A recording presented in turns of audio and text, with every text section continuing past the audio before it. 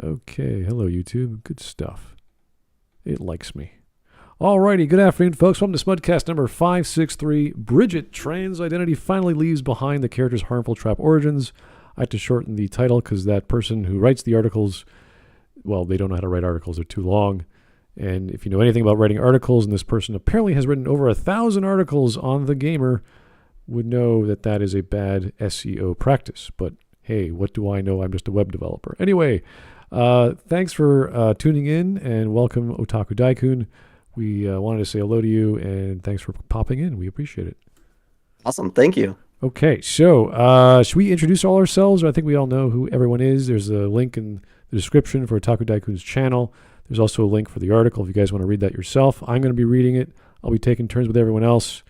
But we can start off introducing ourselves. If you guys don't know, this is Smudcast. I'm Smudboy.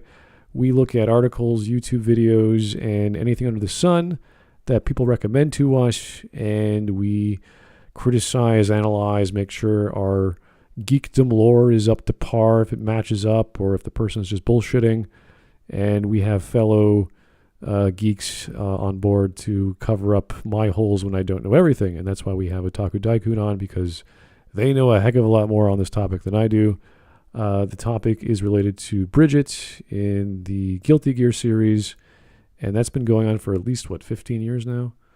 So, pretty popular game series. I loved it. The animation, his quality is fantastic. The style, the smoothness, and of course all the wonderful combinations. So, I'm just not well versed on what's going on. And when we did cover a video that someone made, we were like, okay, we got to get an expert on here. So here we are. So introduce yourself if you want. If not, we can get started. Yeah, sure. I'm OtakuDaikun. I'm VTuber, been around for 6 years. Actually, probably more like 7 now.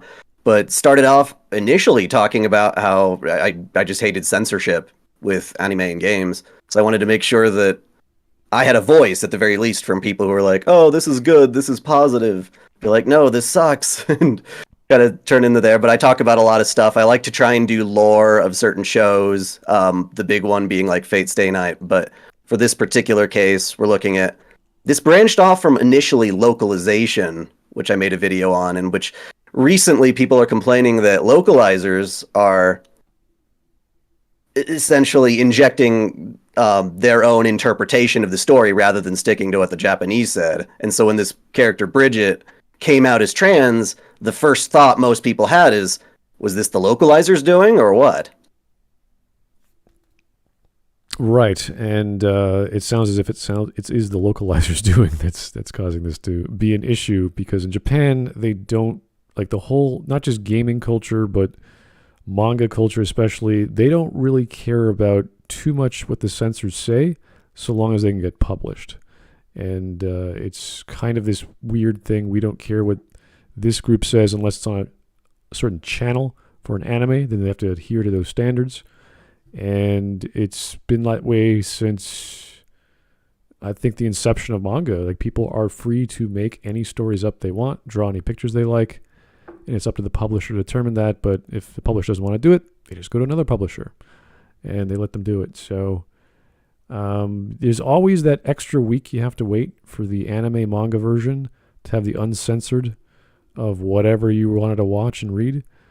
And they get away with it. So good on them. Good on Japan for having this amazing freedom of speech that we don't always get in the West. Yeah, sometimes they have to put their broadcast version out, which would be censored. But then when it hits Blu-ray, they take all the censors out. Ah, I see. I was massively surprised that of all things, Nintendo started to bring the uncensored versions of games when Sony didn't. When there was a weird thing, wasn't overboard. It? Because Sony tried to market the PS2 as the more grown-up console, for the older kids, but now they're fully censored. It's just weird. It's unexpected. Yeah. But I was rarely happy with the localization issues that Nintendo of America did, especially. I was massively how do I say this, affronted with what they did to Xenoblade Chronicles X.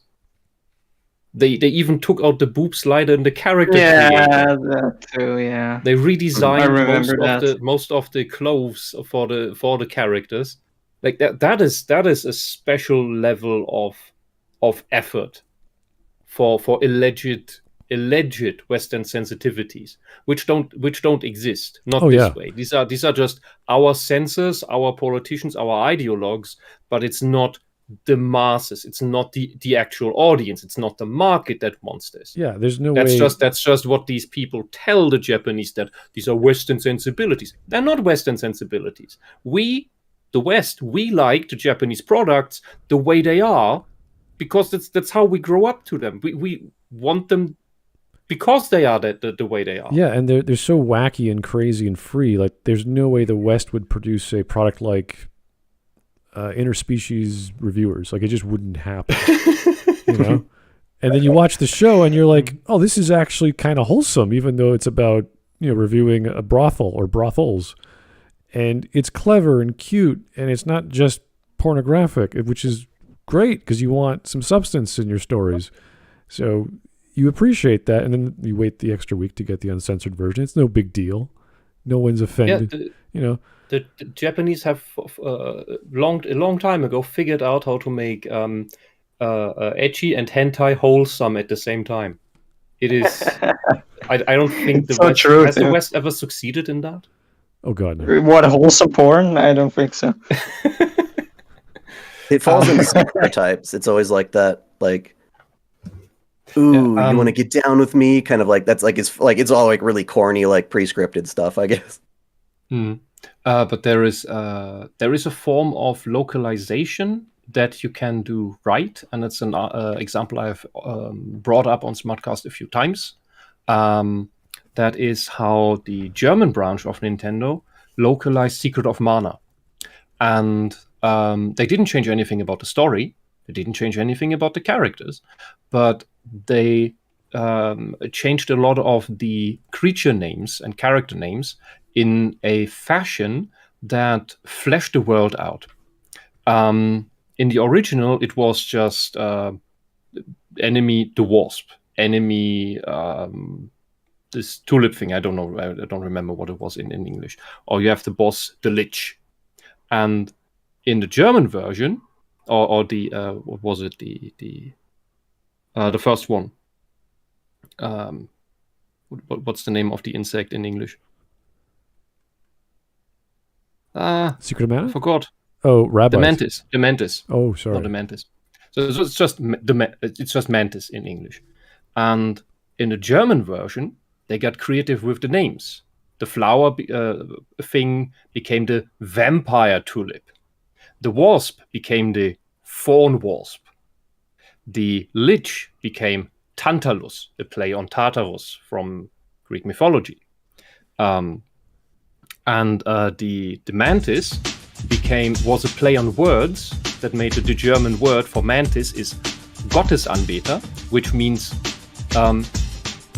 the one praying to a god, because it's in this like praying mantis is probably the more direct one, and that is a pun in a way in German, and they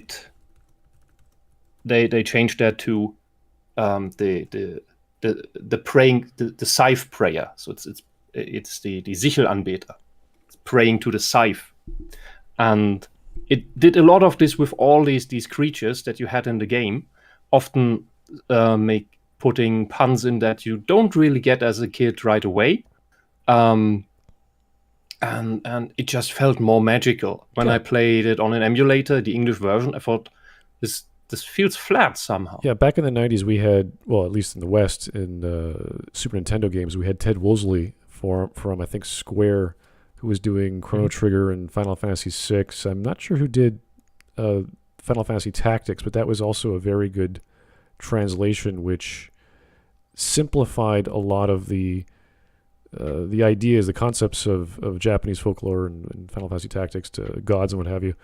and made some very memorable words or phrases which didn't quite translate very well or had some spelling errors, but they made the stories pop a bit more. And then you get the advanced versions and the re-releases where they did Shakespearean dialogue and they really changed it around, which took it out of that sort of campy fun world into this more serious tone. So I can't say all translations are bad. It's more or less nowadays with anime, with the Funimation stuff and Dragon Maid and a bunch of others that are they're injecting stuff that never should have been there. And that's where we put our foot down and say, whoa, hold up. That's not right. Yeah. And another version that you can, where at least back then, before we had all internet, and learned more about the cultural in-jokes of other nations. We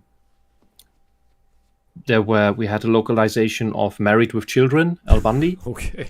And since that has a lot of American in-jokes, American cultural references, that nobody here would understand in the 90s. For sure. Today that might be different. But back in the 90s, because we only have our own media, we know who our actors are. There was, I don't know about whom the original running gag was. It was about some American actor probably.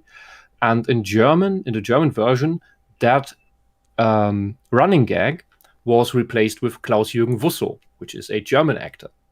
And especially because of his name, it stands out. And a lot of the cultural references that make sense for American jokes were replaced with German cultural jokes that for this show worked well enough. And nowadays, I think, especially with Japanese stuff, that would be misplaced because especially when we do watch anime, we do like that. We know somewhat about Japan, or we want to learn more about it. And I think the worst way of how you can do that innocuous type of localization wrong is the American version of Pokemon, where they replace rice balls with jelly donuts. Yeah. And I was actually about to bring that up. Yeah, because even in the German version, I'm pretty sure we still had rice balls. Because, in Germany, we know what rice is. Yeah, the same with the Sailor Moon when it came out in the 90s. The word was Odango Otama, I think, which is meatball head. And it was translated as meatball head in the English version. So yeah, it's just bun head, basically. That's all it was. Yeah. Okay. So anyway, let's get on with the video or the article. I'm going to read. Sorry? This is just a big contrast to these are all, even the cultural local translation. You can make arguments for that in certain instances even today, but what we see here, what we see in this article, I mean, we've covered the topic to different varying degrees before. That is just blatant insertion of ideology that could be. These people could be the Christian moms from the Satanic Panic. Oh yeah, it doesn't matter. It doesn't matter what their ideology is. They're going to insert it. So that's sort of the problem. We want literal translations as best as possible, and stuff like meatball head is kind of silly once you realize what they're actually saying. So, but maybe an Italian would see that differently as well. I don't know. It's possible. Anyway, did I give a bit of a context real quick? Sure, go ahead. Yeah, going into this article specifically, because I don't know how familiar you are with the specific Guilty Gear scenario, but yeah, in general, people have been more, like you were saying, in the past, it wasn't such a big issue because we didn't have internet, we didn't understand Japanese as well we just do now, but now we want to aim more towards a more purist localization where we don't need them to butter up anything for us anymore or reframe issues. And, with the Bridget thing, people were worried that, they were injecting SJW, I don't know what you want to call it, woke politics, any of that stuff into the game. But in this specific case, that's actually not what's happening. The character, Bridget, straight up comes out, says, "I'm a girl," in one of the endings of this game. And that's the same in English and Japanese. So it's more so, what does this affect? Like, how does this affect fans when we have this character whose legacy been a femboy or a trap, quote unquote, but is now suddenly in one of the routes coming out as a girl. How does that make the community feel? That from what we only later learned is that is in the non-perfect run. It's in the ending where you lose. Where it has effectively been proven to Bridget, you are not strong enough. So he gives in to okay, then I'm a girl. I guess I'm not strong enough.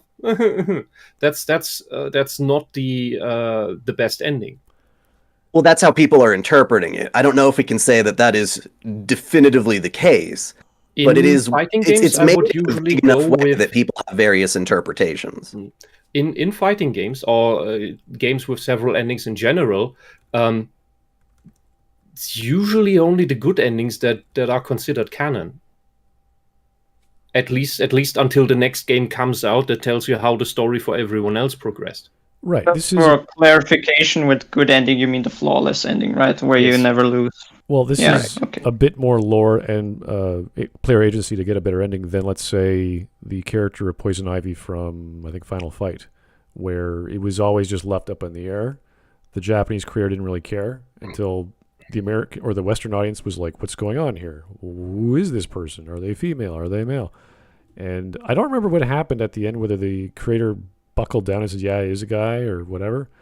But it was never a big deal. They were just a sub-boss or a character you fight to get on your punching or your beat-em-up sort of side-scroller game. So it wasn't a big deal, but some people really got into that because politics. So, but anyway, let's get on. The thing where it becomes woke politics or SJW or what in the widest sense, it's part of this socialist movement that puts on a new code every few years, every generation. Okay. At first it's the workers, then it's the women, then it's the gays, then it's the trans, then gotta fight, gotta swing that gavel around and wear your banner. And every time they betray the very demographic, when they find out that the actual core of that demographic despises them. And we will see a similar thing with this trans thing, when people are fed up listening to the people who just pose as that, as we know for sure that the most people that you see running around and claiming this as trans and that as trans and shove their transness into everyone's faces, they show mostly signs of Munchausen syndrome. They do look for attention. They do not have the condition, because if you have the condition, you're usually more inward, more reserved, because you go through a life of pain, because that's what the dysphoria does to you. Everybody who makes a party out of this thing likely doesn't have it. And there are various ways to get to that point. For some, it is a sexual fetish. If you have the condition, you don't get a boner from dressing up. And for others, it's just to get attention, to get privileges that they have fought for, and it's just basically a reflection of what we saw in the 80s with the gay liberation movement, where you did have heterosexual men who claimed to be gay for social clout. So just to get this from their in-group, these lines of, oh, you're so brave, oh, it must have been so horrible for you, and all this nonsense. And that is something that always existed, that will always exist. It's just a topic that changes where people do that about. That is just really sad when it's about medical conditions that are really causing trouble for people, and that you should not talk people into believing to have, not confuse people into believing to have, because that the most extreme example I could imagine is hypothetically talking someone into believing to have cancer, demanding to ignore every diagnostics that would rule out this, like just self-identifying as having it, and then demanding to get chemotherapy. And then realizing, oh wait, what have I done? I have poisoned myself. That's a very bad situation, and effectively malpractice. But that is what this ideology is doing. It's making a complete pseudoscientific, if not anti-science, mockery of a serious condition, all for its own ideological magic beliefs. And there's reason why they have these beliefs. I can elaborate into that, but then we get even ever more off topic. What they're currently doing is they see a character and they want to prop it up as trans and then see that as a triumph. And that's why I think in one of your videos you had this one tweet where someone was even bragging about, oh, now we just need to get Astolfo. And they thought, like, yeah, you are not, you don't care about this trans thing. It's just a trophy game to you. It's just a power game. It's like not you, but the one who made the tweet. It's not the representation thing. It's more like they see it as a win. It's like, oh, we won. We got this character. This character is ours now. Yeah, it's like it's like schoolyard fighting team. It's really petty. I'm not gonna necessarily weigh in on what you think of like transgender and gender.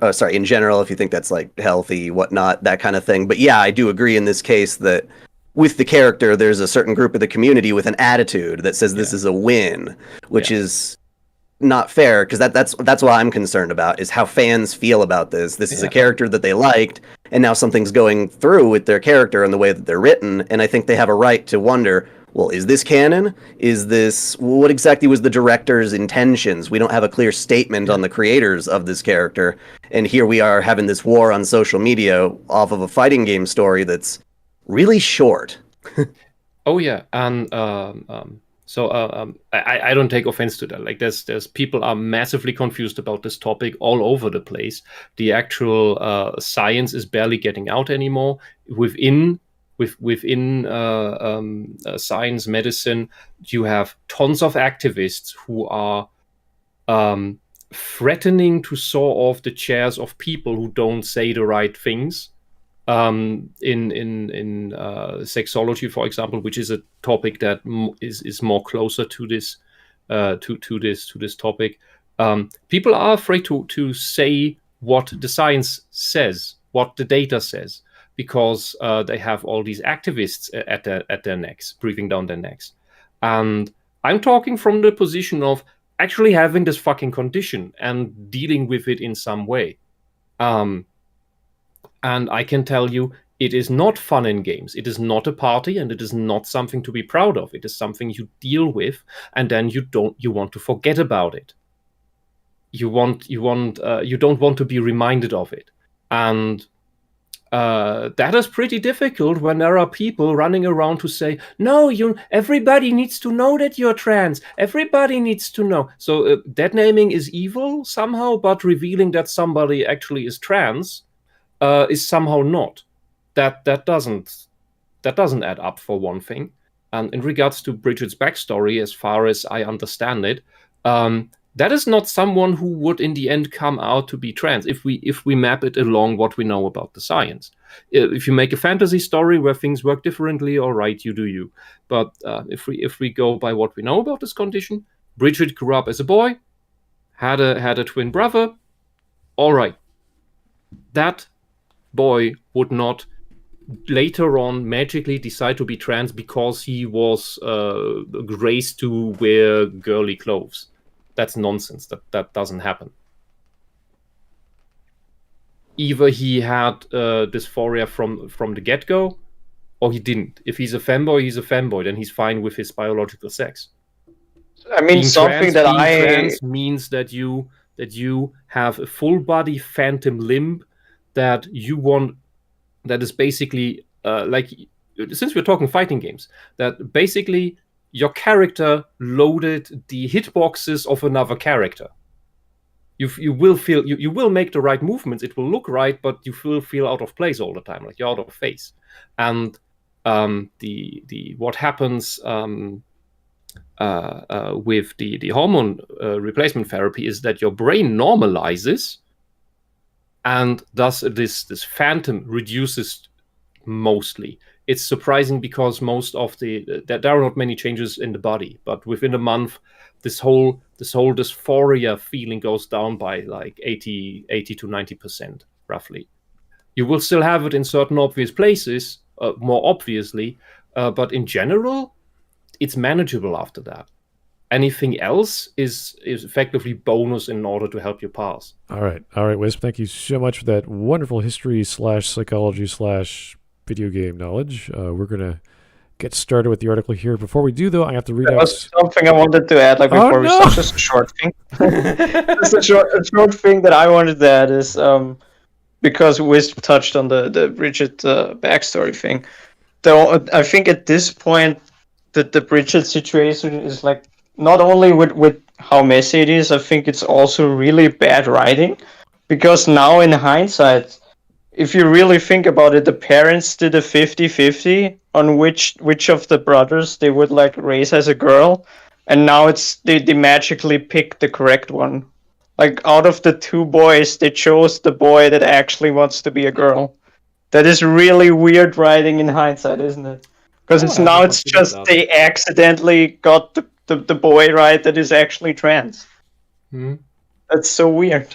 Oh yeah, and in short, what they're doing is they're basically denying femboys, tomboys, and any deviancy from even existing. So everybody has to be trans, and being trans means that you will. And I think you had that in your video even. Leads back to everybody fitting again, so that the sex and the presentation fits again, and in the end, so it's just be conservatism with extra steps, and I think this will peak when they will tell every homosexual to be trans because their homosexuality deviates from the gender stereotype of being a man or a woman. It kind of goes back to 360, doesn't it? Yeah, but that's basically just conversion therapy in another way, because what the conservatives did, like boarding school 100 years ago, you have a tomboy. Tomboy doesn't want to be in sewing class. Tomboy wants to play football in the mud with the other boys. Okay, teacher says, "Oh, you can't do that. You're a girl. You need to change your behavior." Fast forward 100 years, same situation. Teacher will say, "Oh, you want to play with the boys and in the mud and do the boy things? You must be trans. You must change your body. Your behavior is fine. You must change your body to fit your behavior." And when the conservatives said you must change your behavior to fit your body, they'll end at the same outcome. And I think I'm done. I'm full of an energy drink. I'm sorry, I couldn't find the caffeine. Yeah, I think we can start now. Okay, then. Let's get on with the donations in the Super Chat, and we'll try to make some discussion from that, and then we'll jump into the article finally. Alex Halo, hi, Di. Love your videos. Saber 1 is my favorite. Okay, so if you don't know Alex Halo, anything related to as Fate or Neptunia, he'll just randomly burst out into conversation, just like how Wisp will just talk about Munchausen syndrome and anytime I do. That's his thing. That's fine. That's good. Gigaman Prime, who's actually usually on the panel but not today. I don't know why he's throwing money at me, but he is. Thank you, Ginga. The fact that roughly 15 years ago Sony was propping themselves up as the more mature company while Nintendo seemed more family-friendly speaks volumes to how much they've changed from then to now. Yeah, kind of. Sony and Nintendo Nintendo used to have a very strict rule on what became a Nintendo game, whereas Sony was the opposite. They just like, okay, we're going to do anything that fits into our technology. I think Xbox was kind of like that, but Sony had the harder hardware requirements. So if you could do it, they'd accept you because it was a feat to even get the dev kit. Xbox was a little bit more flexible because the dev kits weren't as hard. Plus, it was pretty much based off .NET or Microsoft at the time. So I think they're just as complicated with Sony these days, depending on the way that they port things. There's now tools to port things to consoles a lot easier. So that was not back in the day. I think it started coming out in 2005, where you had a literal software you would buy that would port your software to multiple platforms for you. So in terms of content, that is a whole other ballgame with Nintendo doing some weird things over the years, but not as much as Sony or Xbox. I think Nintendo got. Oh, go ahead. No, I spoke for 10 minutes straight. Sure. I was just gonna say, I think Nintendo has been humbled since the kind of wreck that was the Wii U, and that's when a lot of the Xenoblade Chronicles X stuff happened. That's when all the Fire Emblem Fates localization happened, and that's when they butchered, Tokyo Mirage Sessions, which to me is probably the most butchered game I've ever seen from Japanese to the West. And then when the Switch came around, it almost felt like all the other companies like Nintendo and Microsoft and Sony were like, giving Nintendo props, like, hey, Nintendo's still cool. Look at this awesome Switch. And they were helping it out. And so I think Nintendo kind of tried to rebrand itself a little better. And I think they have. And part of that has been being a bit more loose, at least on a third party level, when it comes to the content they let on their platform. Yeah, their company internal household characters still abide by the same family-friendly rules, and as far as that goes with Metroid. Yeah, there are some Japanese games I seem to recall that little racy. Don't think they were released on Steam in the same way. It was that Girl Ninja game. I can't remember, the clothing gets torn off or this or that. Senran Kagura. There you go. Senran Kagura, Yeah. So it's a cultural icon that must not be changed. Okay. But I think the way Nintendo walks that line is, and I think that was the best choice anyone has ever made, is by pushing their parental controls and advertising them to, hey parents, look here, we made a funny Bowser video with baby Bowser and his dad, and to explain to you how the parental controls work, so that your kids only play the games that your kids are supposed to play, and not any of the racy stuff, because ultimately that is the job of the parents. In the West, we always have this problem that all these censors, these come out all the time. They're all concerned parents that are just unwilling to check what they're actually buying for their kids. You have this on the it's a daily event that has always been a daily event, that you have the big stickers of 18 plus on the games, and the parents, the kid wants the game, the 12-year-old wants the game, and the parent just buys it. And then a week later, the parent comes back sometimes and complains, "What have you sold my kid?" Like, no, I didn't sell your kid anything. I sold this to you, and you didn't check. You didn't even look at the bloody box. You could have just looked at the box art and seen what you're actually buying, and that was always in the hands of the parents. But they didn't want to take responsibility. They didn't want to do their parenting job, right? So they always yelled and whined to the state, please censor more, so that the companies make games that we can just blindly buy for our children so that we don't need to think. And that's where the whole problem was. And that's why Nintendo does it the right way. It puts the responsibility where it belongs, to the parents. All right. We're going to keep going down the list here. The Copper Owl, thank you, at work, and F these freaks who keep ruining traps. Well, we still have traps and tomboys, so they're still okay in our books, luckily. And traps are not transphobic. There was that whole thing. Holy shit. They just save the rest for another time. We're already. Yeah, but it also falls into. It comes up in the article. We can mention it then, probably. Why? Let's keep going. We're going to be here all day. Okay. Western Howler, wasn't Bridget raised to be a girl? So groomed. We'll find out. Ross Pendragon, been a while. Smud, do you remember me? Also, hi, Daikun. Yes, I do recall Ross Pendragon, or at least the Pendragon name. You've been on for years ago, so yes, hello, how's it going? Alex Halo again, will you make a video on the translated Saber novel? Ooh. Maybe.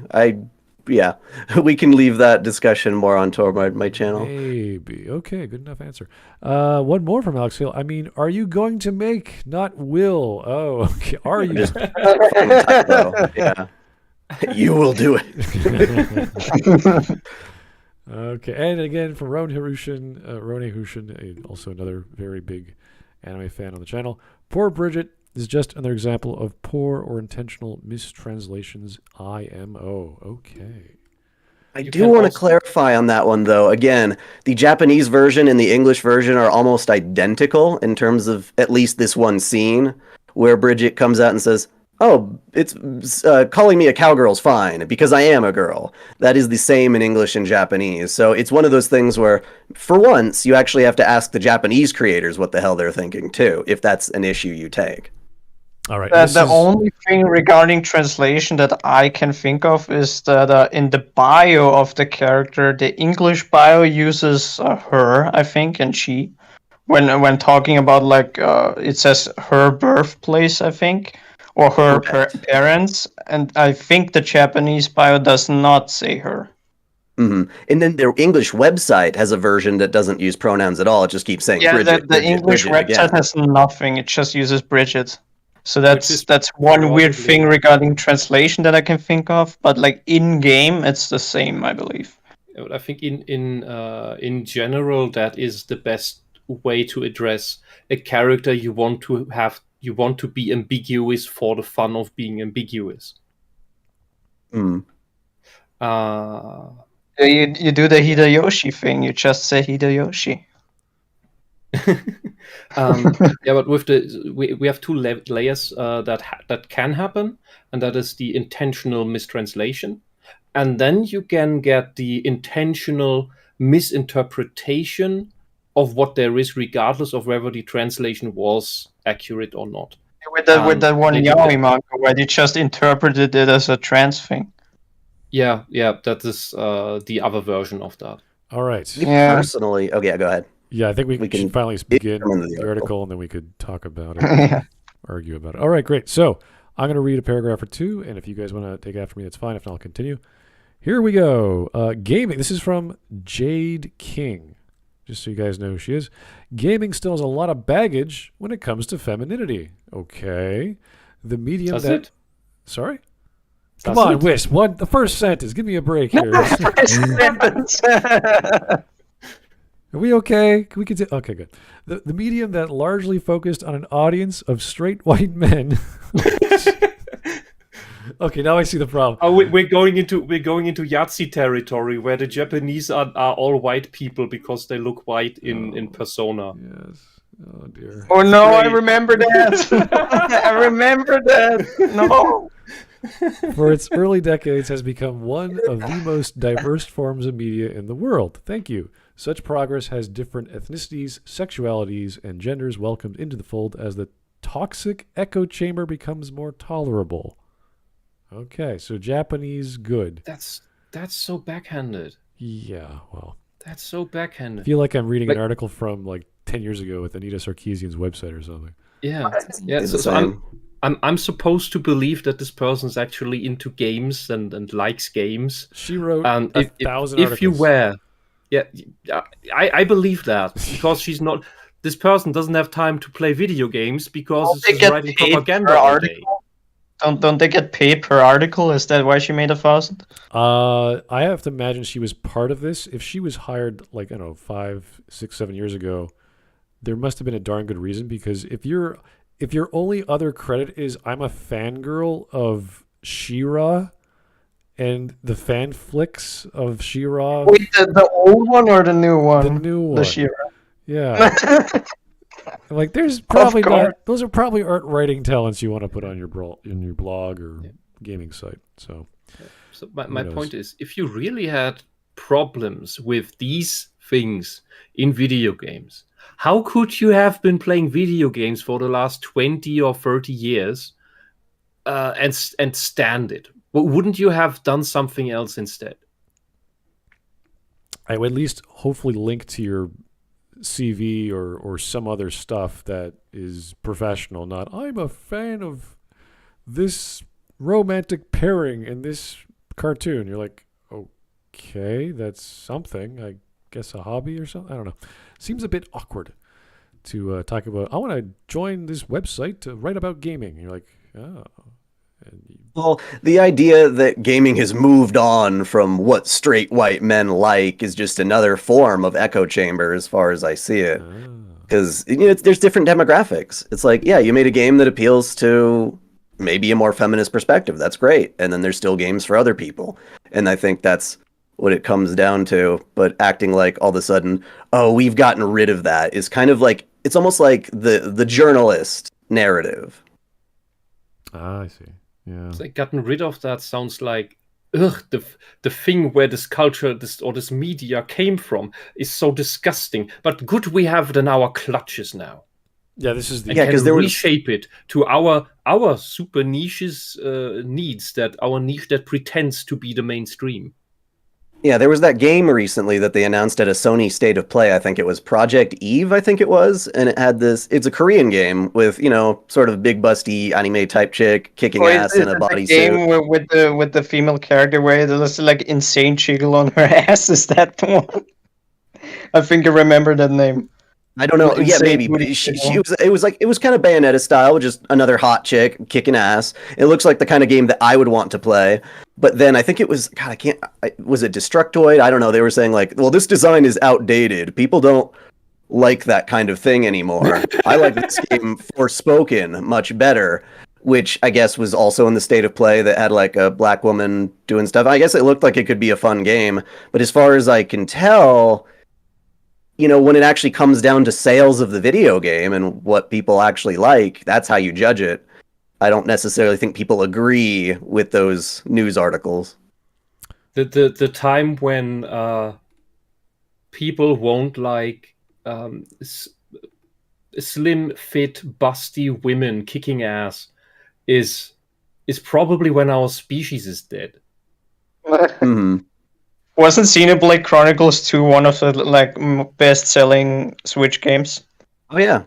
Yeah, but for more reasons than just the busty girls. Come on. Yeah, for everyone who complained about that, though, there was more people who liked it. And so this narrative that, like, oh, we've moved on from these designs is just not true. That's what the very isolated community of journalists think. Yeah, it's oh, we've got The Last of Us 2, therefore gaming all has to be like that now. And I'm like, no, there's still a market for all this other stuff. We'll leave it to the mobile games to take popular AAA titles and turn them into cash grabs, and you'll see the Joel and with the girl, whatever, the Ellie. Also, just to mention real quick, Smut Matthews DM'd me. He says Western Holler wants to join the call. You know what? I would love to get more people on, but we'll be here for like 4 hours. So I'm sorry. Well, I'm just saying, people have lives, we can't be EFAP and just talk and talk and talk. We got to keep our time going. And I want to get to the article as well. I have super chats to read. We also have to go through our closing, so it's going to take some time. Maybe later if we have more time and we're not going overboard. Anyway, let's keep going with the article. And I could see why Daikun wanted to read this one. Things are changing, and we're forced to confront long-standing issues before we can justify moving forward. From what? I don't know. Rampant sexualization, thinly veiled racism, and fear that supporting more inclusive audiences will see games reduced to political objects are all things we're still grappling with. Okay, that's a rather mature understanding and being self-aware that, yeah, you can't just have a bunch of political issues in your games just because. That's good. Progress is being made, but slowly, and not without forces holding us back. Wait. What are we talking about now? Progress. I think what she was saying was, well, I don't actually know their gender. I'm sorry, I couldn't tell.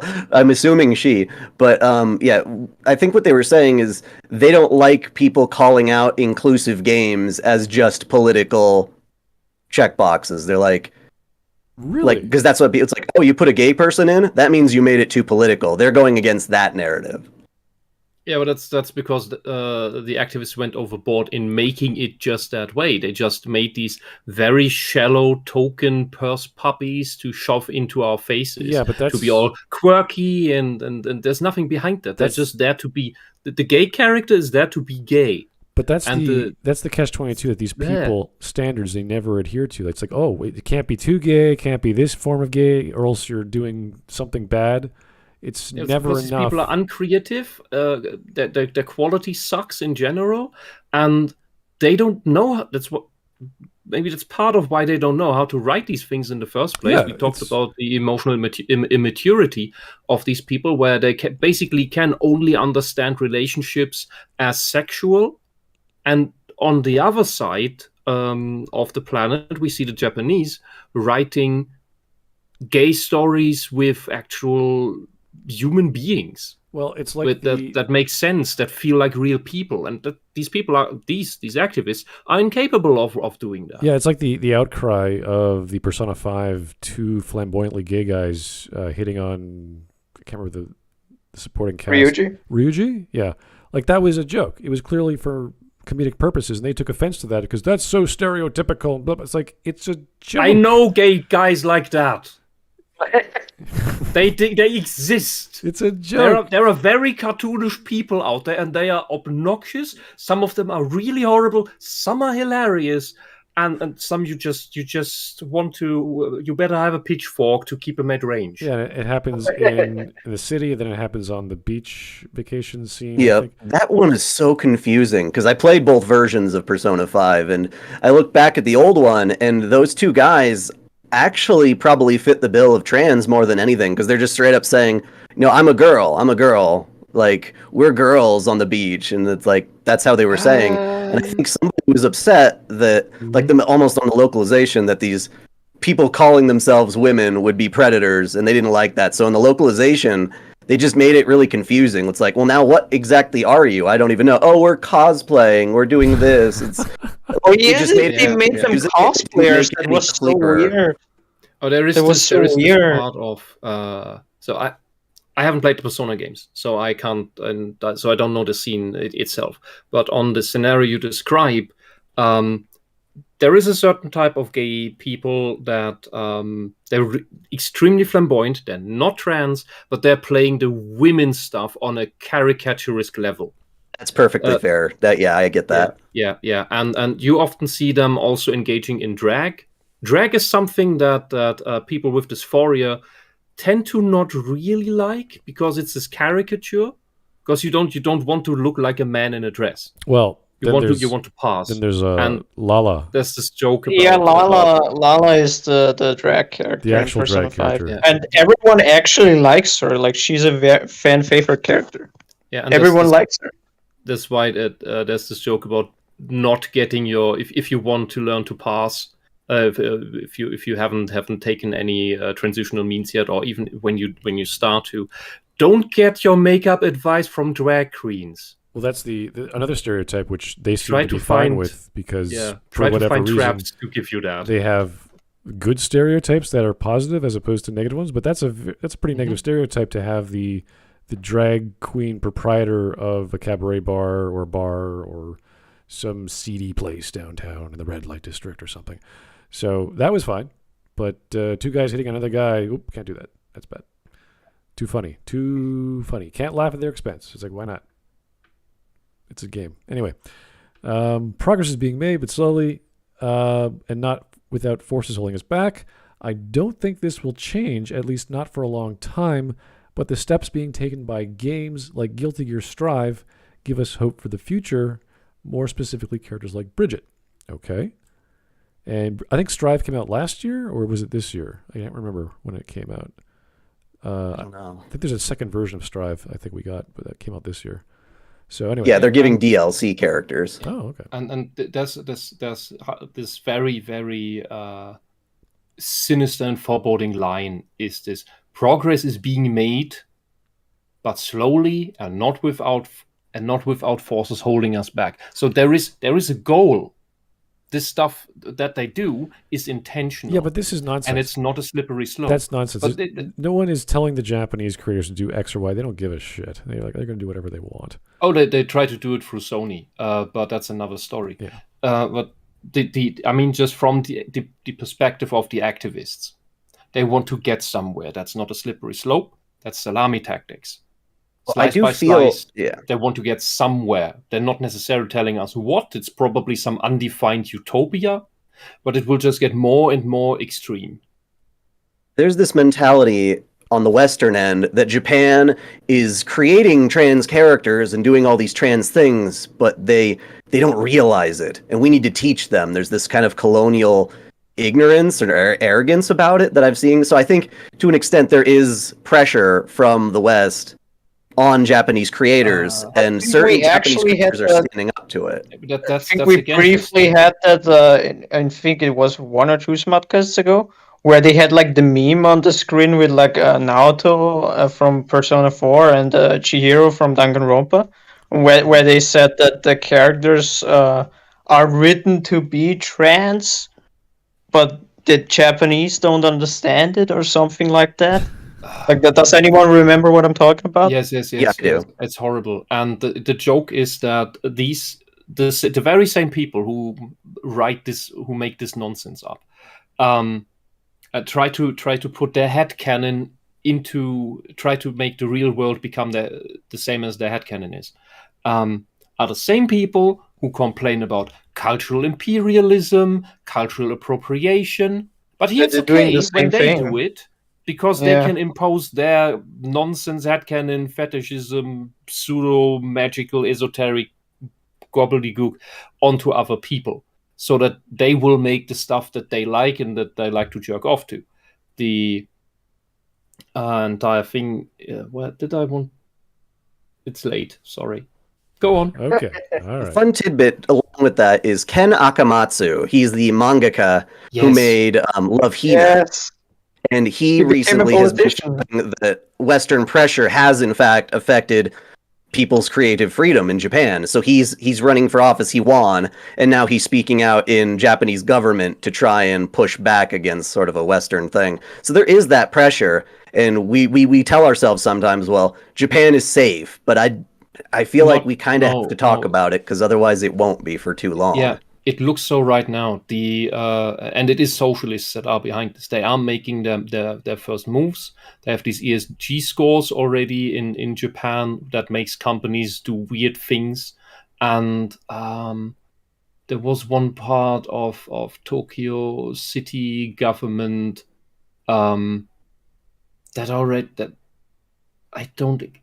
it's months ago that I read the article. Well, one of the main things why women's rights feminist group made some headway, and so they're just in the very early stages of this ideological takeover.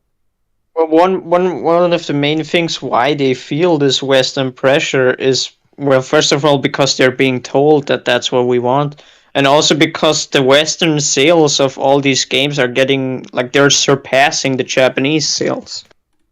Mm-hmm. And that's why this all plays together, where, like, they're being told that all these sensitive things are actually what we want. So then they combine it with the good sales, and then they think they have to make it this way.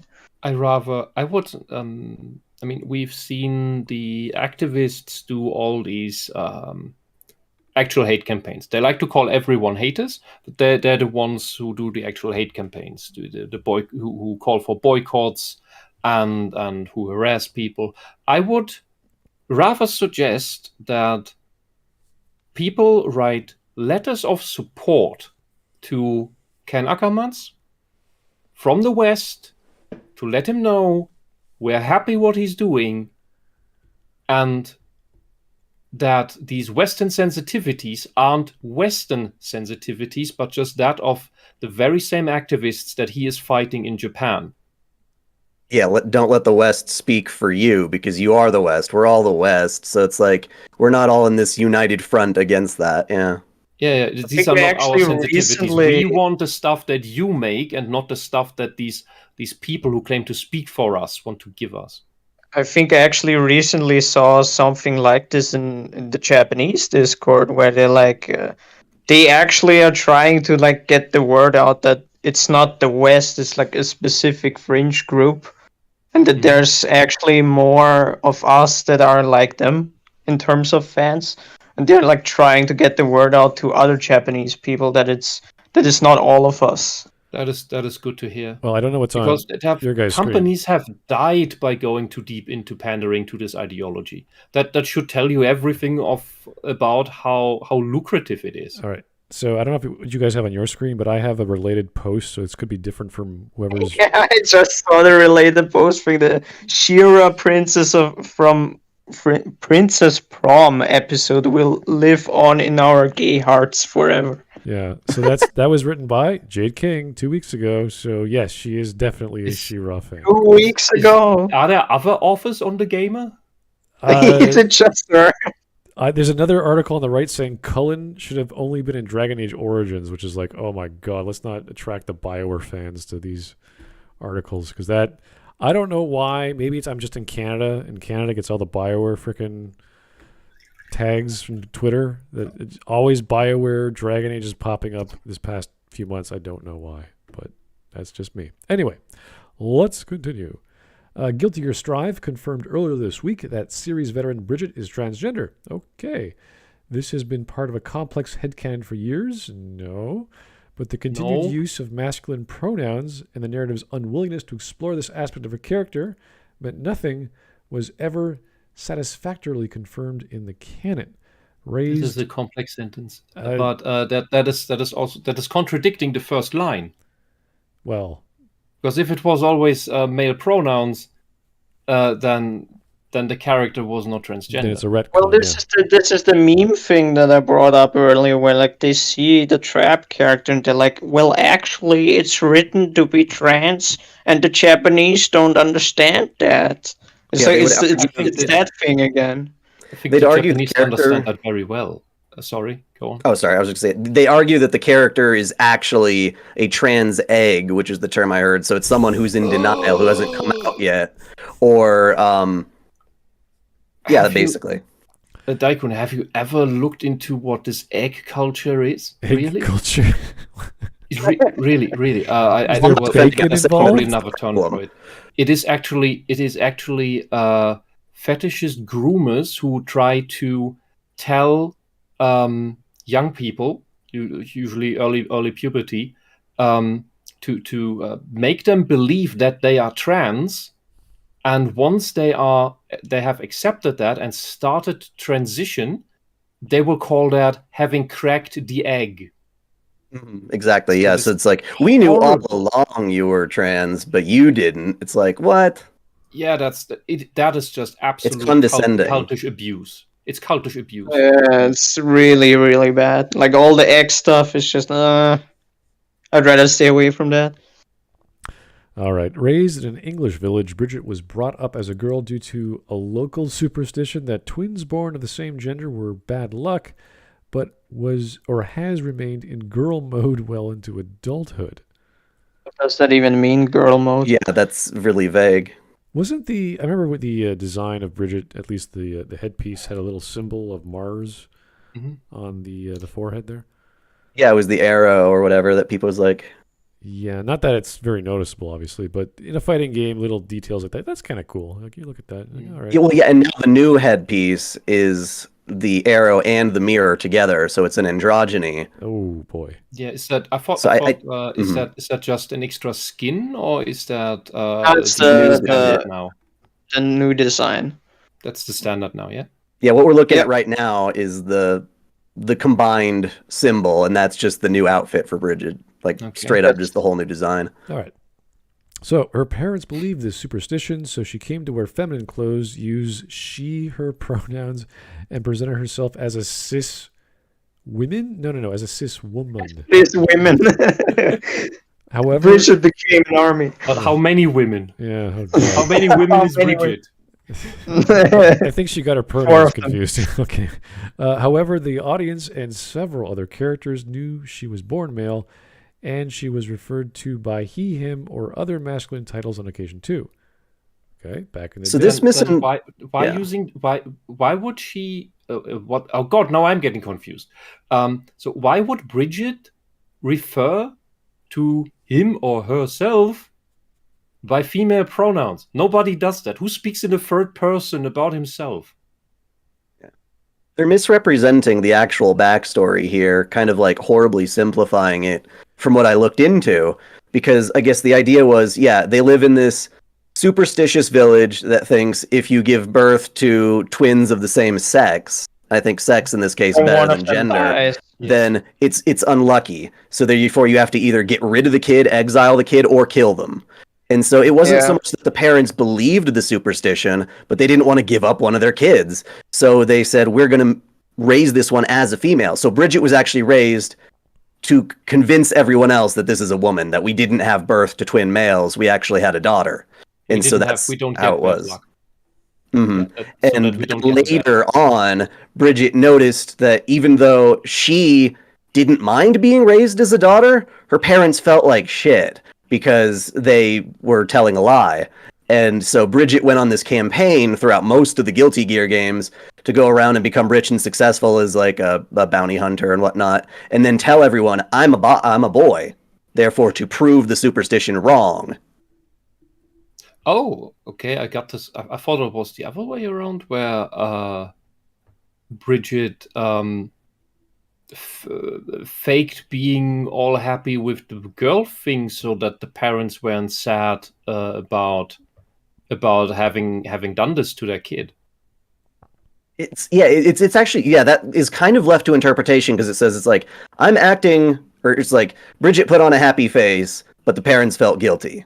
So they don't really do a very good job in even the games themselves. What did Bridget think about being raised as a girl? We don't really know. From all I know, like it that way, because of okay, you raised me opposite to my sex, but I'm making the happy face because this would not have been a natural upbringing. But I will pretend to be happy so that you don't have to feel guilty.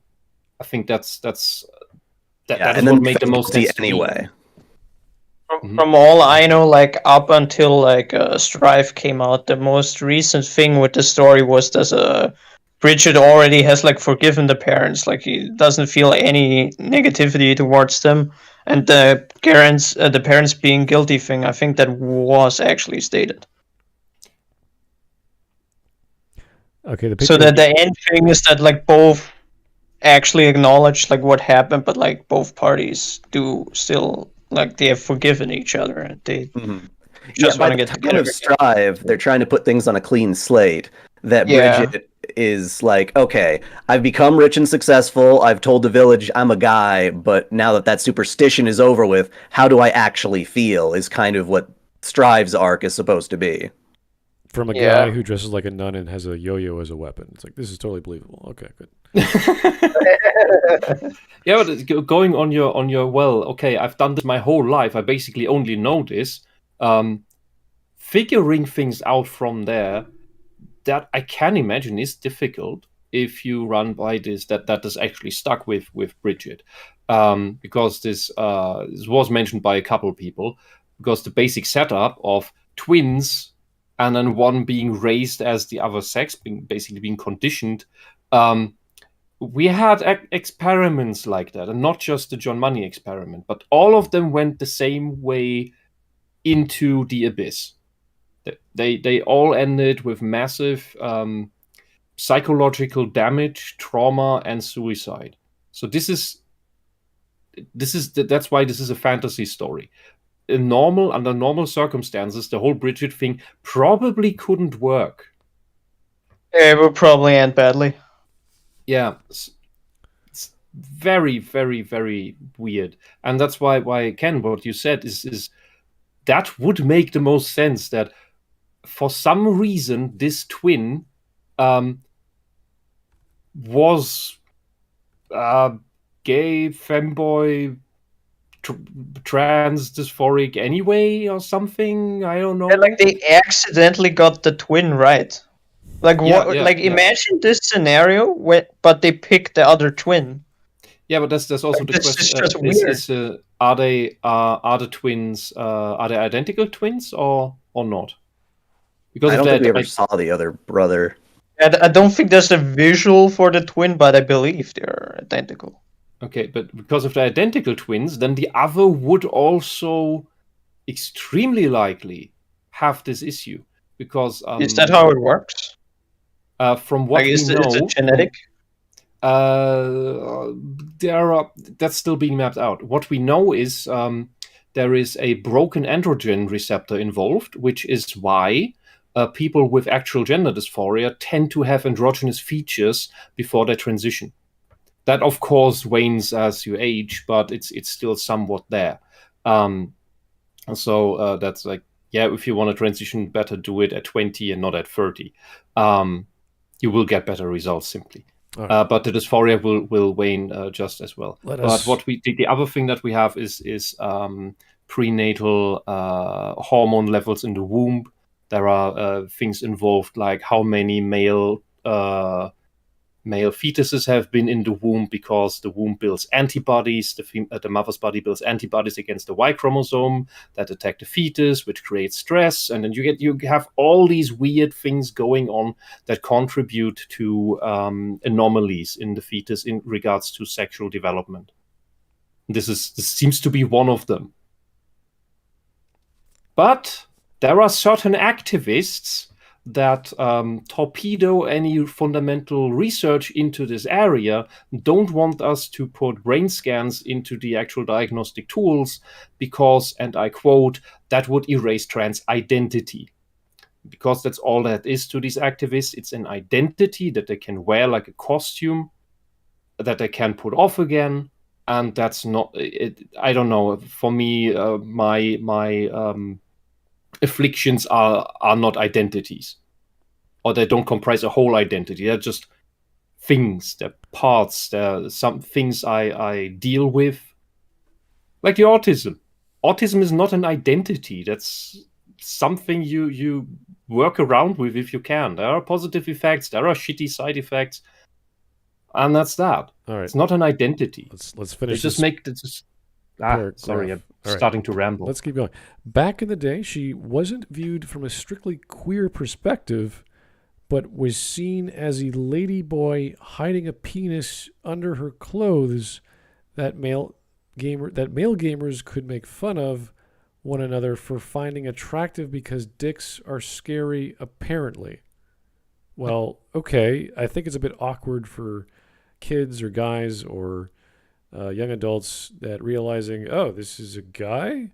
That's a bit... I think you jumped some stuff too. No, I'm in the middle of the paragraph. No, this is where we left off. Okay.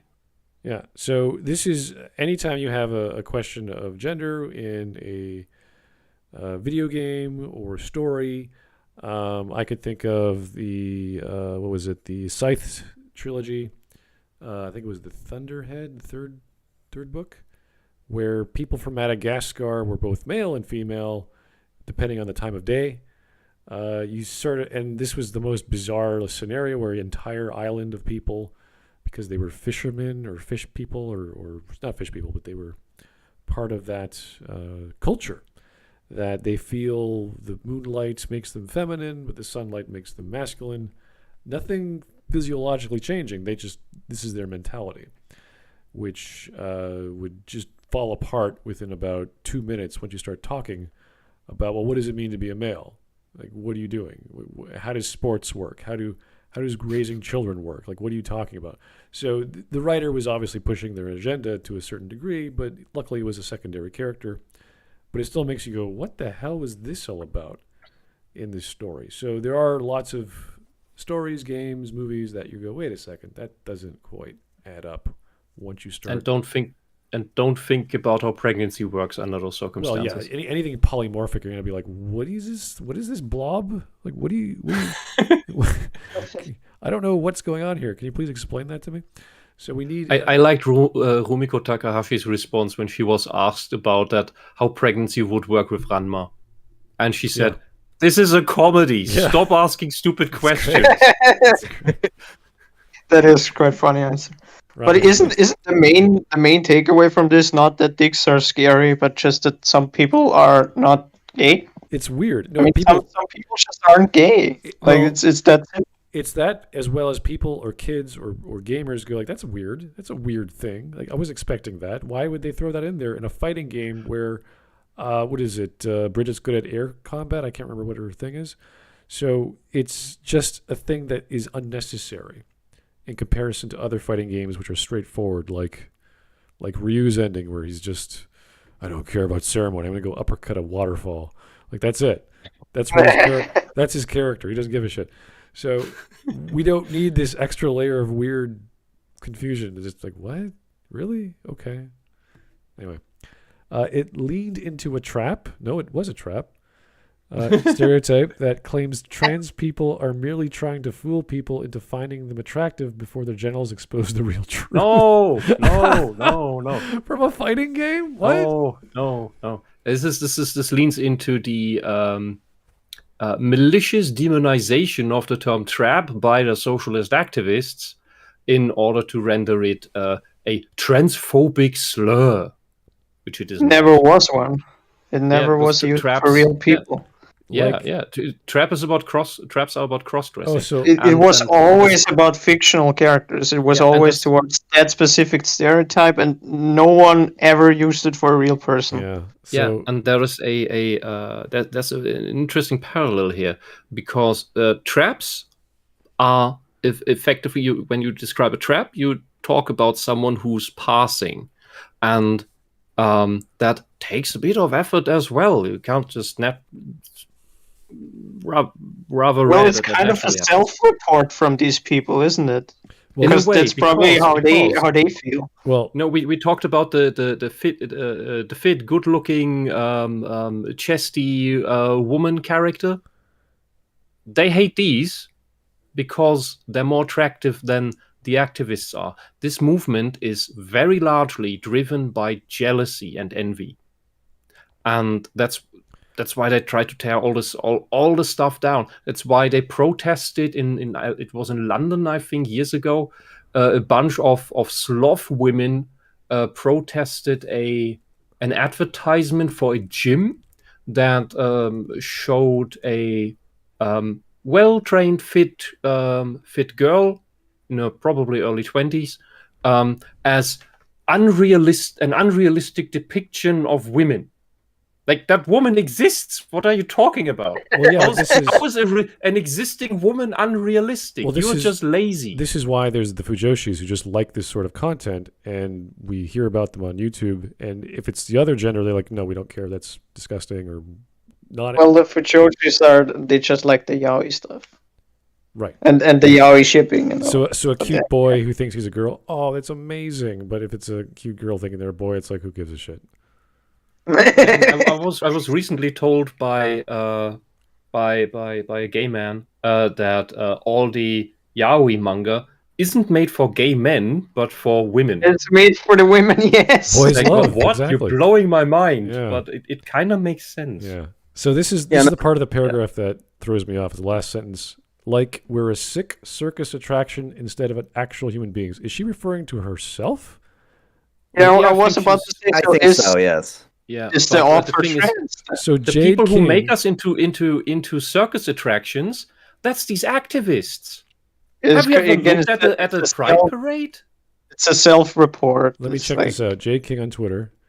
Just an anime caricature on the website. Let me see. Same caricature or same avatar. We don't know what they look like. That's fine. But I think I found an image. yeah, their pronouns, of course, are she, they. So Of course. Yeah. That doesn't Yeah. know how many. I mean, just from physically describing the image I'm seeing right now, it's a man with long hair. Great.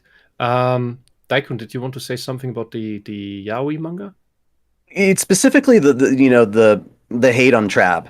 Like, as soon as they go into that, there's I guess maybe at the origin of the term there was, and I know, like, growing up in the 90s and stuff, there were like movies you'd watch where, like, you'd see this hot chick and then they'd have this deep masculine voice, and then the character who found that out would be like, ugh, bleh, and kind of like go and barf in a corner or something, is kind of like a joke to make fun of the masculine woman or whatever it was.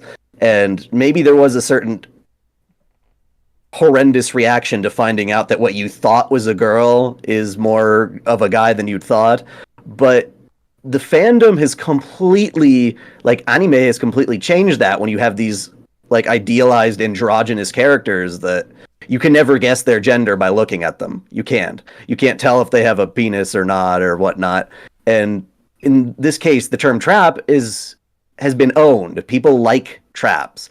traps and femboys are interchangeable, I guess, as far as I'm concerned, where people think of like Bridget now as they like the fact that Bridget is a dude that dresses as a girl. Mm-hmm. That's part of their appeal. Okay, I'm gonna keep going. Well, it's like where the meme comes from, where people always reply, "The dick makes it better." Yep. All right. Well, if you guys want to let me continue reading, I'll be happy to. If not, you can take over, but I'll keep going. This is a situation that in the real world has gotten trans people killed. And, Wow. There were instances of such a thing. That is, but usually I think in the big cities of America, and when you look at the context, it was trans women who didn't have the operation, of course, but who seemed to believe, due to this ideology, that whoever they go out with, in that case, of course, a man, would have to be accepting of the penis and of being with an infertile person, if you will. Like in the best case scenario, trans women are infertile women. Okay, so here is the rest of the sentence was, and cis people have gotten away with it under the trans panic defense. Let me just read that. That did happen, but it happened because these activists told trans women that it's totally okay. Everybody has to be accepting of your dick. This trans panic defense, what is that again? So the defense It's is defined. People going into panic and because dick. So by the LGBT bar, I don't know what that is, as a legal strategy which asks a jury to find that a victim's sexual orientation or gender identity is to blame for the defendant's violent reaction, including murder. You know, heterosexual men don't like having dicks flopped into their faces. Has this actually like repeatedly worked? Like, is this an actual It is a defense? thing that has been in the legal defenses, yes. You can go ahead and find out that the person you're with has a penis that you didn't realize, or at least claim as such, and get away with violence toward them. It's natural that it can trigger a very, very severe disgust response. I mean, That's a completely but natural I don't think reaction. it should be a valid defense for actually hurting someone unless they were like coming at me with like a, if it was a violent reaction to react to. I was about to ask, like, to which degree can you use this defense? Because I feel like if you use the defense when you were the one that like ran up to the person, like stabbed them or something, I mean, then it's not a defense, is it? Any kind of self-defense or retaliation is based off equal, or if not slightly more amounts of force. So, like, I could see this being a defense when it's like, you were about to sleep with this person, and it's like, oh, there's a penis, and then the person like tried to keep going, and then you, I don't know, like shove them away or something. Like, I could see this as a defense, but if you like kill them, I mean, that can also there's also the difference between what is it in English, manslaughter and murder and manslaughter. Like the trap in this case is already sitting on your chest, then taking off the underwear, the thing slops out in close to your face, and you go, "What the fuck?" and slam, throw, whatever the person on top of you around, and so it would be the get the head accidental injury, death. and Yeah, there you go. okay. That would be a very horrible yet also hilarious scenario. all right, let's not fantasize too much there. But given how juvenile and heteronormative games tend to be, burdening Bridget with the stereotype happened quickly and remained an inside joke among series fans for decades, and that's totally fine. It wasn't a joke, it was the actual character. Whether you some laugh people at it, might have thought of it as a joke, but again, there's people who are like, "Oh, this is actually a dude. I like that. I'm into that." And so that's another thing that is just misrepresented. They think that all the toxic male gamers hate Bridget and just joke about them having a penis rather than being like, femboys are awesome. Yeah, like people like this character. They were like excited that the character is back for the strive. So like, It was never a negative thing. Yeah. As a closeted teenager, I admired characters like Bridget because they were male beneath it all, yet exhibited all the signatures of an attractive passing woman. Okay, so this person is clearly a guy passing as a woman. Okay. She was someone I wanted to be. Really? So to see the character labeled as transgender with such explicit declaration feels like queer fans are reclaiming something that was once held over them as a twisted joke. Oh, this is so wrong. You can't reclaim someone you never had. Well, that's the thing too, is it's like I admired, like they just said, I admired Bridget because they were a male that looked and passed like a woman. Like it tells you that, oh wow, I'm born a man. That doesn't mean I have to be a woman to be allowed to break those gender stereotypes. Wait a minute. So if this person already admired Bridget the way the character was, what changed? Like, That's how the did this change anything? It's in these lines. It is revealed that the author does acknowledge that Bridget is effectively cross-dressing to a level of passing. And that this cross-dressing is considered to be transgender. So, cross-dressing, in the eyes of these activists, cross-dressing is transgender. If you wear clothes that are not stereotypically or archetypically associated with your sex, then you are transgender. And this is how this whole logic works. The slightest deviation from the archetype of your sex is considered you are trans now. Yeah, they don't understand the difference that a femboy breaks gender stereotypes. It's a man, fully on, self-identifying man that can do whatever the hell they want. They can wear a skirt, they can look like a woman, they can do all these things and still be a man. And some people don't feel like that's valid until that man then says, oh, now I'm a girl, which I think I also brought this up to Whisp, I think not that long ago, with this weirdness of they should actually like traps because they are going against the gender stereotypes. You would think. But it's the reverse. They hate it for some reason. And then when you attach the trans thing, also like Wish mentioned today, then it's like a 180 because now by saying the character is trans, you're conforming to a gender stereotype again because now you're making that person a woman. Yeah, it all comes down to, and this is kind of the truth for people who are trans, some of them see their gender nonconformity as proof that they are the opposite gender. Like, oh, because I wear a skirt, I must be a girl. Whereas other people are like, no, I don't think that way. That's why they were so upset by Naoto and Persona, because Naoto was so tomboyish and wanted to be so masculine in some ways, and ultimately decided, oh, I can still do those things and just be a female. Like, that's not a problem. Isn't like one of the same conclusion I did, so I hate that. You're not validating my existence. Yeah, isn't like one of the final Naoto for the very reason that Naoto was conforming to societal patriarchal pressures. That's what I could have interpreted into that, and it being a liberation story within that's the realm actually of what it politics. is. Yeah, it literally is like a liberation story in that sense. That should be the story of I can be a woman and do the job that I thought only men were allowed to do. Right, exactly. Isn't that prime feminism? And in the ending cutscene, if you do the good ending, of course, which you can choose that she wears the female uniform, right? Well, that's in the romance part, I think. Yeah, it's if you romance her. Yeah, but in the ending cutscene, she actually does dress up as a girl in a modest clothing. So same with like in the epilogue when they're a bit older. Yeah, exactly. So it's like, yes, they get over their issues. They don't want to become a male as these people think. Naoto, in her dark shadow version of herself, this is the true no, that's the twisted dark version of Naoto. They're like that manga line with Naoto where she's like full long hair, really like attractive woman thing. Oh, don't talk about that. That is not even.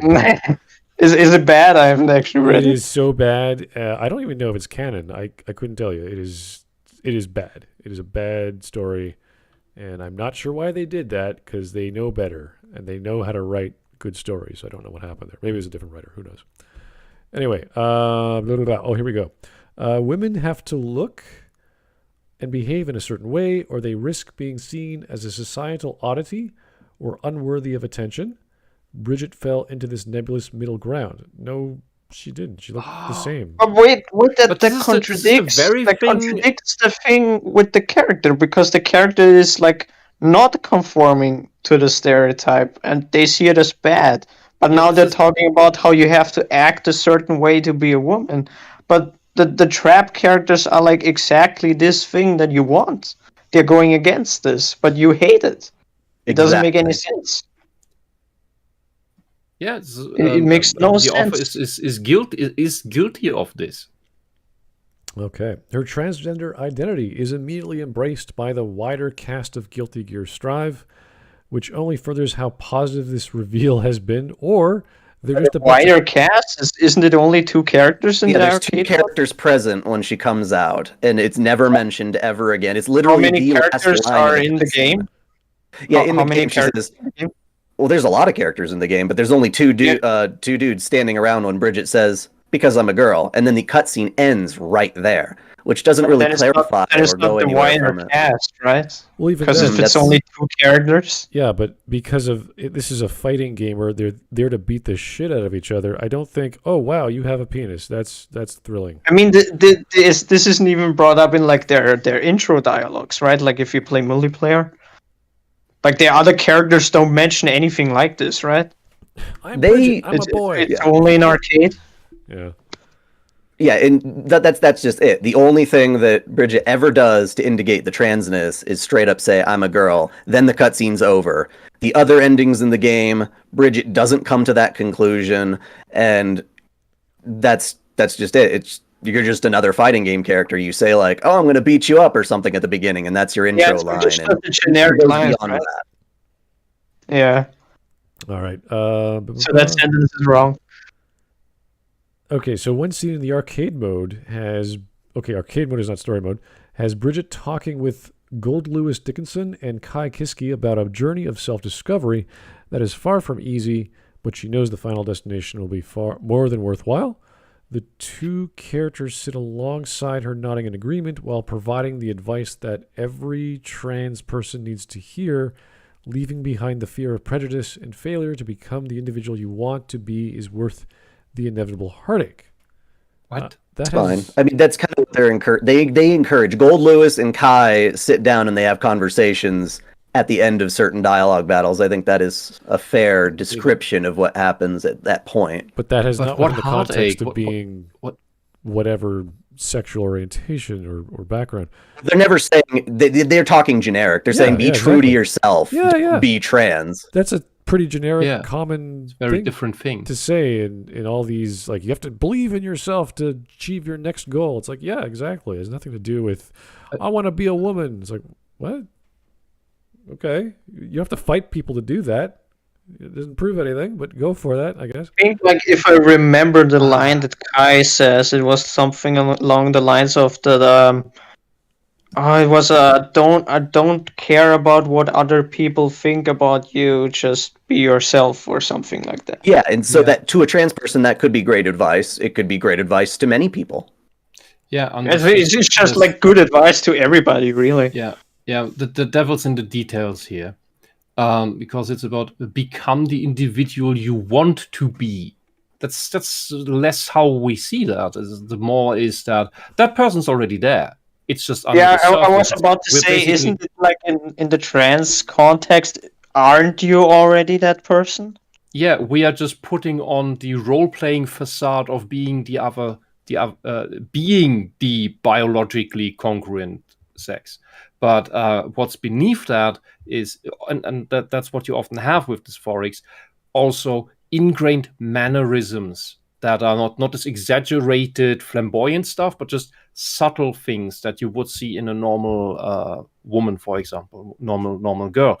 And we try to hide those things when we're aware of them, but there are a lot more that we're not even aware that we're doing, and that's why surprisingly often, when you have a good social circle around you, and you come out and tell them, like, by the way, I've got my okay for transition and so on, because you don't want to necessarily do that before while you're still going through that process. It depends, it's a personal thing. But what surprisingly often happens to actual dysphorics is it takes a lot of getting over yourself and then finally saying and sitting down and I'm trans, I want to transition, and so on and so on. And then the reaction can be the most baffling thing is that very often you get told, oh, that makes sense. Oh yeah, I always thought that about you. It's like, what? Confirmation bias. And then they just tell you that the little thing, and then you ask what are you talking about, and then I tell you the little things that you were actually behaving more like the other sex, or it's just this general atmosphere that you gave into the idea that like you said with trans, that you're already the other gender, that you're already behaving that way. Other people pick up on that, and then you're like, oh. So that makes sense now.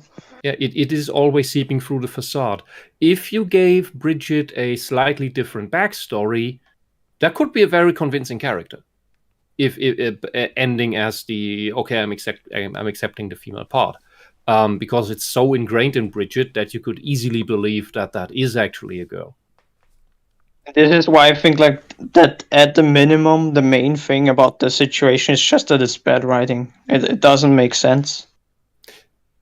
Well, this may sound condescending, but it's fighting game writing. I never expected. Fighting game writing is another point. Man, is never that good, anyways. Yeah, well, but Virtua Fighter specifically weird. Where the mother is 24 and her son is also in the game as a playable character who's 22. Like, what? Yeah, just go home. Is this a translation error? What is going on here? Anyway, let's keep going. Dickinson is unsure of what to call Bridget, given the complex layers of gender identity, calling her cowgirl before falsely correcting himself to cowboy. She responds, cowgirl is fine because I'm a girl. So many games would be scared to define something so clearly, largely so in the typical minority of vocal chuds can deny any semblance of queer representation in fear it will ruin the entire game for them. Damn it, we should have called it the Chudcast again. Yeah. Missed opportunity. Well, this one's silly because, like I said, to me it feels like not the most committal development for the character, because in one mode of arcade mode, because Bridget does not have a larger story mode like Guilty Gear Strive does, period. Maybe they will eventually through some more DLC, but right now it's just story mode is only for the base game characters, right? Yeah, exactly. So there's no chance, and like these are the guys who make Blaze Blue, and they know how to write like visual novel paragraphs and paragraphs for stories if they want to, but Bridget hasn't been given that yet. Instead, Bridget just says, I'm a girl, then the cutscene ends, you roll the credits, and they don't leave fans. That actually gives, I think, fans more reason to be like, what the fuck did I just watch? As opposed to, oh, I see, this is what they're trying to do. Like, I think it's reasonable for a fan of the character, regardless of whether you think it's wrong or bad writing to be trans, to just be like, what exactly did that mean? I think because I'm looking at the dialogue from the Flawless ending again, and also got the screenshot that Mango from the chat sent me. Kai says, no matter what others think, I want to live as my true self. And then something along the lines of like Bridget replies that he wants to be like that. And from the context of that line, no matter what others think, I want to live as my true self. Considering that like throughout the series, people actually think that Bridget is a girl before he like says, no, I'm a boy.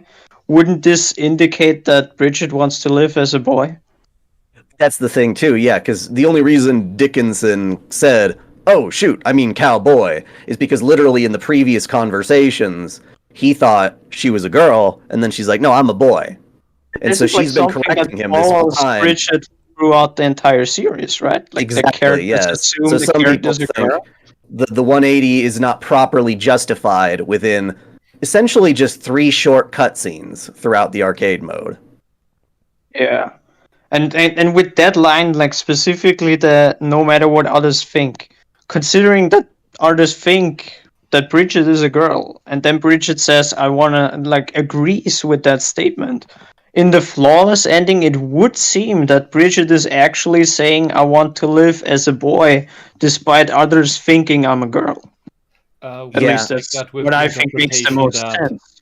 Yeah, when you take that with the interpretation that Bridget faked being happy to not make the parents feel guilty for having done this sort of this twisted upbringing to Bridget, then that would also make sense to be that the true self is the boy. Yeah, that's if you take this game by its sense. Go ahead, Daikun. If you take this game by its own context, and if you ignore the previous games and the other backstory and stuff, and you view this as, okay, this character's not sure who they are, you could argue that in the earlier cutscenes here, when Bridget says, I'm a boy, the clothes, they're kind of a long story, that it's almost like she wants to come out as trans, but doesn't feel like people would accept it. So it's like, I'm going to go ahead and say, no, I'm a boy, just as like a defense. And it's like, is it really okay to start calling myself a girl? Like, I think there is room to interpret it that way if you're ignoring the larger context of the previous. As you said, this is only if you ignore everything before it, right? Yeah, but here's also the thing.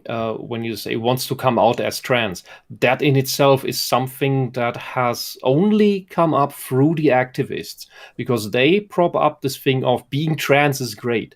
What we always had was wanting to be the other sex. That's the transition. The way they use the word trans is they seem to imply transition, but the way they use it seems to be more in alignment with transcendence. They want to be something different. They want to be something special that is neither male nor female. But when you say Bridget is trans, that would mean it's a boy who wants to be a girl, and then that someone who is dealing with this knows where he or she needs to be. You don't want to be trans. You don't want to be caught in limbo. You want to get to the destination, and whether we have the technology or not, that is beside the point. But you want to get to the destination. You don't want to be stuck in limbo, and that's why this whole language that these activists made up is just distorting everything, including the situation here. I mean, like we said, if you ignore the story from the previous games, like, you kind of have to do that for this trans thing to make sense, because wouldn't, like, there have been anything at least hinting towards this in the previous games? Because, like, you aren't just trans from one day to another. Like, this just doesn't work that way. Yeah, you and already know that, like, if you are, you know. Yeah, considering the entire journey of the character was like going around doing things to become famous and then saying afterwards, actually, I'm a boy. Like, this doesn't check out. Yeah, you would have this internal fight maybe to try to deny. That is why the actual, if Wouldn't it was an actual condition, it was this character would be depressed and not the super happy face. Yeah, wouldn't there have been more of a struggle? You would see that it's a mask. Okay, so wouldn't there have been more of a struggle when he says I'm a boy? Like, he just says it so obviously that, like, yeah, I'm a boy. Wouldn't he have been, like, hesitated to say this more often? That's why I bring this specific game up, because when she says I'm a boy in this game, she's kind of pouty about it. It's like the way they present her in this game fits how they're trying to steer that direction in the short few cutscenes, but we hadn't had that basis prior. Couldn't you interpret the pouty thing as just being annoyed that Gold Lewis keeps getting it wrong? It's like in the sense of, well, I'm a guy. Why do you keep saying I'm a girl? In that sense, yeah, that's the thing. The vagueness leaves room for interpretation.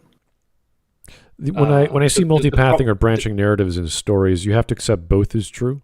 So if one of them, they contradict themselves or they have a differing opinion, then you have to accept that as their personality or that scenario.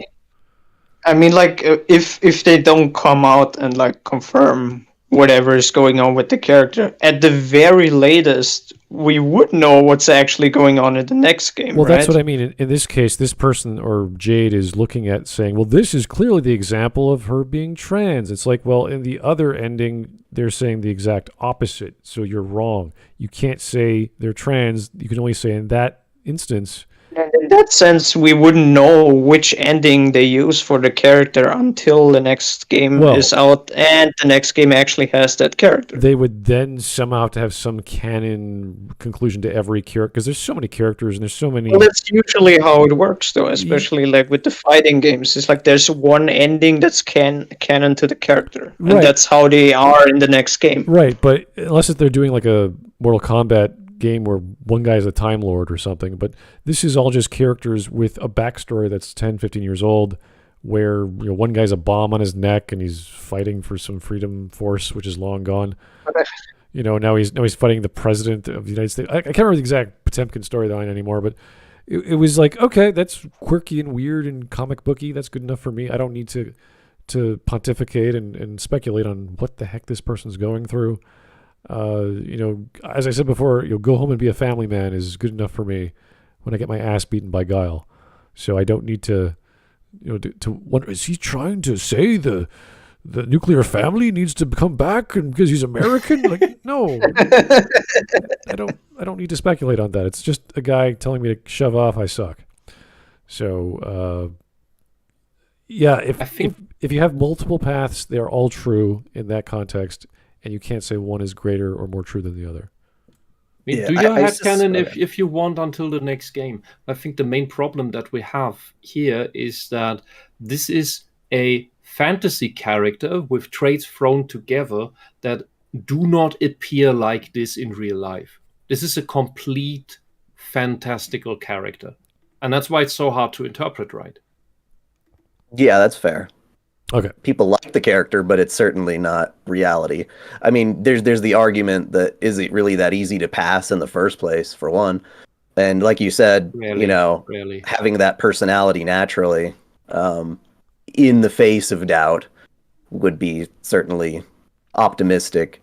I personally think that Arc System Works may be trying to cater to both sides at the exact same time by having this one ending thing and being very non-committal about it, and that could wind up backfiring if later versions of the character don't confirm or deny specific interpretations. This is actually a scenario I also thought of, that if the character comes back again in a future game, that they might just completely ignore this and don't confirm or deny either way.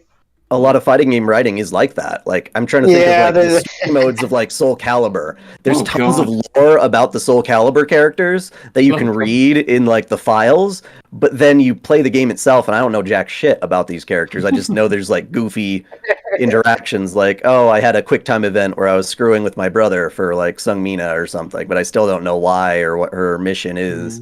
And then in Soul Calibur's like, okay, so in one game, you get Soul Calibur. Every character gets Soul Calibur or Soul Edge at the end, and then they do something different with it. But then we've got the next game, and they're all doing the same thing again. So I'm like, did you progress? What happened? Who was the true winner of Soul Edge? Always secret. What the heck's a Yoshimitsu? I don't know. Anyway. Exactly. No, he's in every game, also in every game series as well. How? Why? What? He exists to bounce around and be crazy.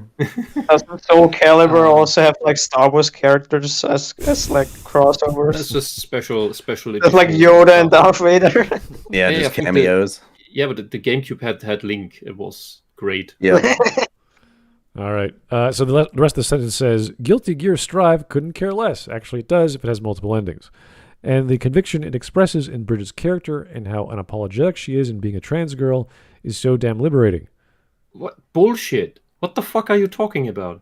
Just because a guy says he's a girl. This is what I mean. These guys, these people do not know any media that has actual trans characters, actual trans stories. There are manga and anime about that. Not a ton, but they're They're well written. Isn't there wasn't there like a recent one in you have stuff that in you can Shonen at least use as escapism enough for it and interpret enough as that, usually with some alien shenanigans or magic nonsense. Sorry, Ken, I spoke over you. Wasn't there like a recent like Shonen Jump manga or something with a trans character? I could have sworn that happened. Yeah, it's just a passing thing I saw. I could have sworn it was like a recent thing, but I could be wrong. Maybe someone in chat is gonna know what I'm talking about. It's usually smaller stuff. It's not necessarily edgy or anti stuff. Well, although you find more of it there. I think the author here is just blowing out of proportion. Oh, this is so meaningful to me. It's so liberal. The author is clearly projecting. Yeah, and that's just that. I'm sorry, that's just bullshit. Well, I mean, if you need this for that, something I'm sorry, something's wrong with you. And about someone who's just cross-dressing that you interpret to be trans because you want the character to be trans, that is just your headcanon going bonkers.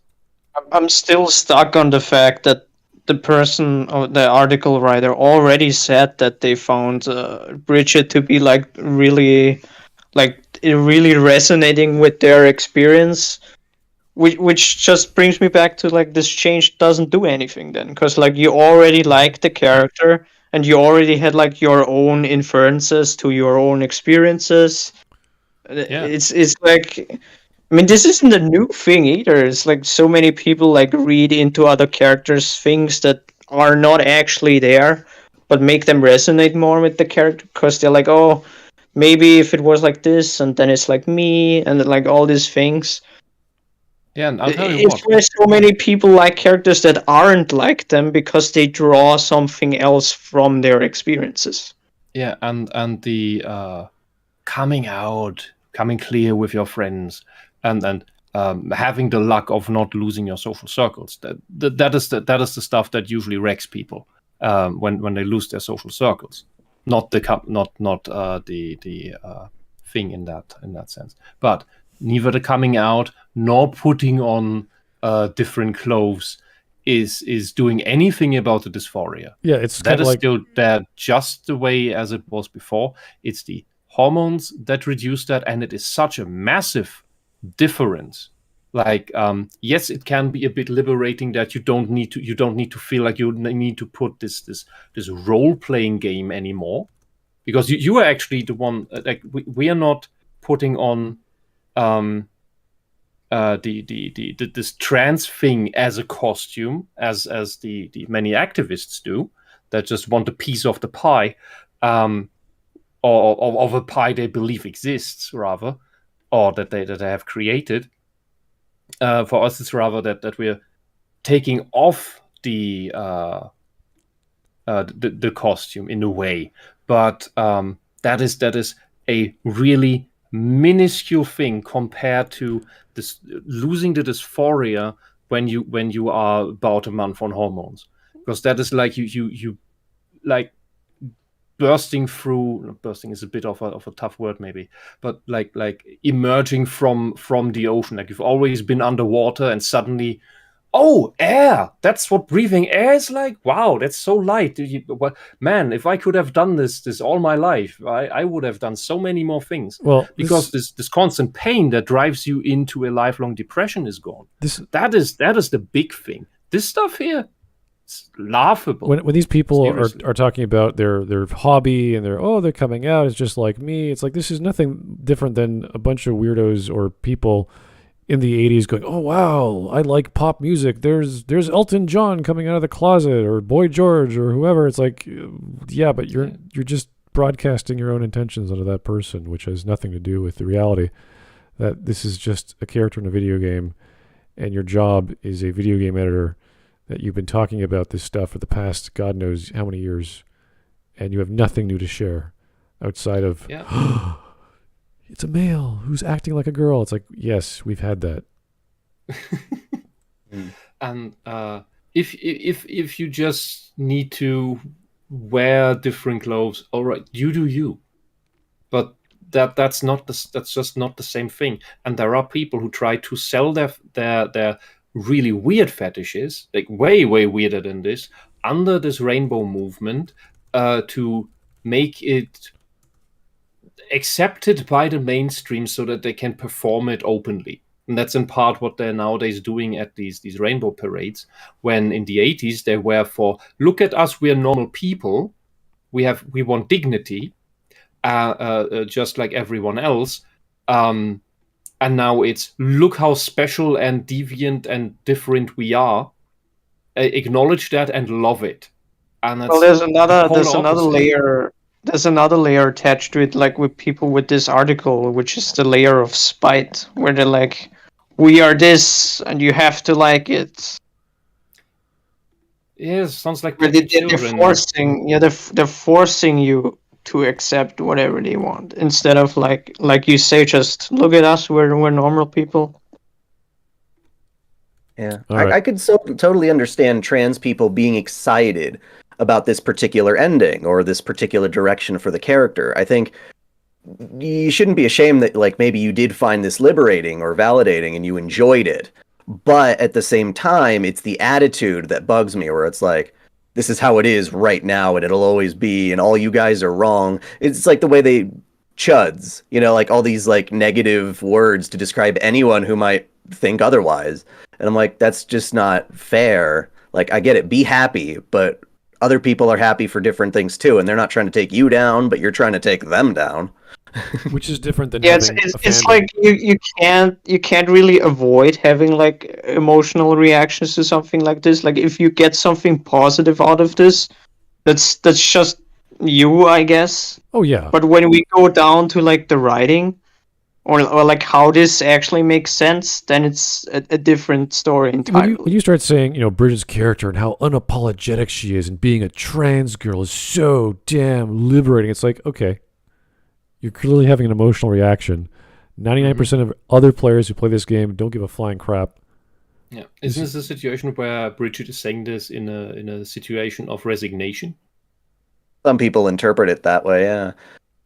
I see it as it's the only version of the ending where people are kind of like saying they're going to be there for her, and that it's like, you've got friends, you don't have to worry about this. There's that kind of a build up to her saying so as well. Yeah, we have, what is it, the other characters, Potemkin has gigantic gauntlets on his, I'll be your friend, with this bomb on his neck. You have like, was Amelia with the hair? She fights with her hair. All like how many weird characters in this story? It's like, yeah, we have more interesting weirdness throughout these wonderful characters and their designs than to have some guy who thinks he's a girl. It's like, that's fine. I think this is actually a good thing that you bring up, that like in comparison to like all the other things that are going on in Guilty Gear, like this potential trans thing is almost boring in a sense, because it's so mundane compared to all the other things that are happening. Like I didn't even think about that angle, but now that you mentioned it, Smud, it's kind of true. Yeah, it's like, I'm gonna choose a character to play with. You got all this cool stuff, like people turning into gears, and like people that are fighting with their hair, and like all this weird stuff. And there's like the character is like maybe I'm a girl, I don't know. Yeah. This is a kind of a weird comparison. Yeah, I'm just annoyed by these people going around, this is trans and that is trans and that's ours now, which is the exact same behavior that we've seen from these people going around. This male friendship is a sexual relationship now. That male friendship is a sexual relationship now. That we've had all the time. Like Sam and Frodo are gay now. For obvious, because they stick up for each other. Like this claiming thing, I also always only see that with that group of people. Like I never see anyone else ever like make this like, oh, this is ours, or this is mine. Like I've never seen this reaction ever. Like this is all I see from like normal fans is like, oh, this is a character I like. But never, oh, this character is mine, it belongs to me. It's like, I have claimed it for myself. All right, you want to keep going, or do you want to take a break and call it a day, or what do you guys want to do? I don't know. It's up to you guys. I can keep going. All I right. don't know about everything Yeah, I'm else. fine. Okay, great. Yeah. Players. Almost towards the end, surprisingly. Okay. Players have already unearthed further instances of dialogue that only serve to reinforce Bridget's transgender characters arc in the game, making it clear that arc system works are fully on board with this new interpretation. Okay, it's been a long time coming and feels like fitting retribution for a character that for years has been the victim of transphobic punchlines. Yeah, That's okay, never so, been the case. Oh no, the fictional character is getting hate. Oh, the humanity. What shall we do? This Yeah, is well- one of these. Yeah, go on. I was just going to say that as far as the company coming out and reaffirming these things, that's not true. Like, there is Yeah. an official statement. Arc System Works is vague. Like you said, we've got translations in the English version that use she, her, but then the English website doesn't use any pronouns. And then we go over to the Japanese where it still says he, her, or just uses gender neutral language because Japanese is very much like that half the time. So there is no official confirmation. And like we said, this is one line in one ending, whereas the other ones could easily be interpreted as others. So I feel like Because like the dialogue here says the other instances of dialogue, there is no other instance there of isn't. dialogue. Yeah, The other they're instances are vague. confirmation bias. It's like, oh, Yeah. they're interpreting all that stuff about being your true self. Oh, they must be referring to the trans thing in that other ending, as opposed to possibly being the other alternative, which is saying, oh yeah, I need to go down this route. I'm still a boy, like Yeah. that kind of thing. And then again, the whole thing with the victim of transphobic phobic punchlines. It's like, no, people are It's never upset happened. that they've lost a femboy. People liked this character. There's a lot of people who have commented on my videos and things saying it's like, well, no, I like the idea that a guy can be feminine. Dimitri Monroe, you guys did one of the videos on We his covered that as video well. talking about localization, and one of his things is kind of like it's really weird to see because it's like other people tell him, oh, you must be like like a trans egg type thing. It's like you must be trans because you like to look like a girl and be effeminate, and then he's like, no. And it's kind of really annoying for people to try to put that pressure on you to become something that you're not. Yeah, that's this harassment. This actual really. It's abusive. Simple as. They try to tell you that you have to be a thing similar to the conservatives telling you, no, you must act differently. It's the same kind of stuff, just with a different script. It's really like this whole savior thing where it's like, oh, we know you are this, we're just trying to help you. And it's like, no, I'm In fine part. the way I am, thank you. In part, some do it because they do think they're helping. Others do it in this like a power game. They have to win. I feel like it's a They have to 50-50. push you to it so they can strike off a win for themselves. I feel like a lot of that they people can are at the trying end say, it. "See, I because- was right." I feel like a lot of people are trying it because they generally believe that they're doing something good, but I also think there's a lot of malicious people that are And doing it because they get like some weird enjoyment out of like making all these things bad and like making sure that people have bad experiences, Yeah, like all that kind of stuff. And we see another hint here that there are drives of malice behind this, because this whole mention of Glee and the transphobic jokes, change. transphobic punchlines. That is, this shows that everything, because they say this, what the pattern is essentially everything has to be trans. Nothing negative is allowed to be said about it. Everything has to be positive. Everything has to be changed to it, and you must not criticize it. That is, I could quote a certain Italian man that said something similar about how to run his state, but that's a different topic. What we see there is basically a hint at a narcissistic disposition.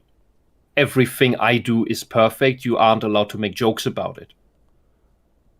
I am the royalty. You must not criticize me. You must not make fun of me, and you must worship me. That is what this implies, because it's never allowed to make any jokes about trans issues at all, ever, to these people. We can laugh about it. That's not the issue, because that's why I talk so much about emotional immaturity, which is a key foundational factor of narcissism. And this whole movement seems to be just that.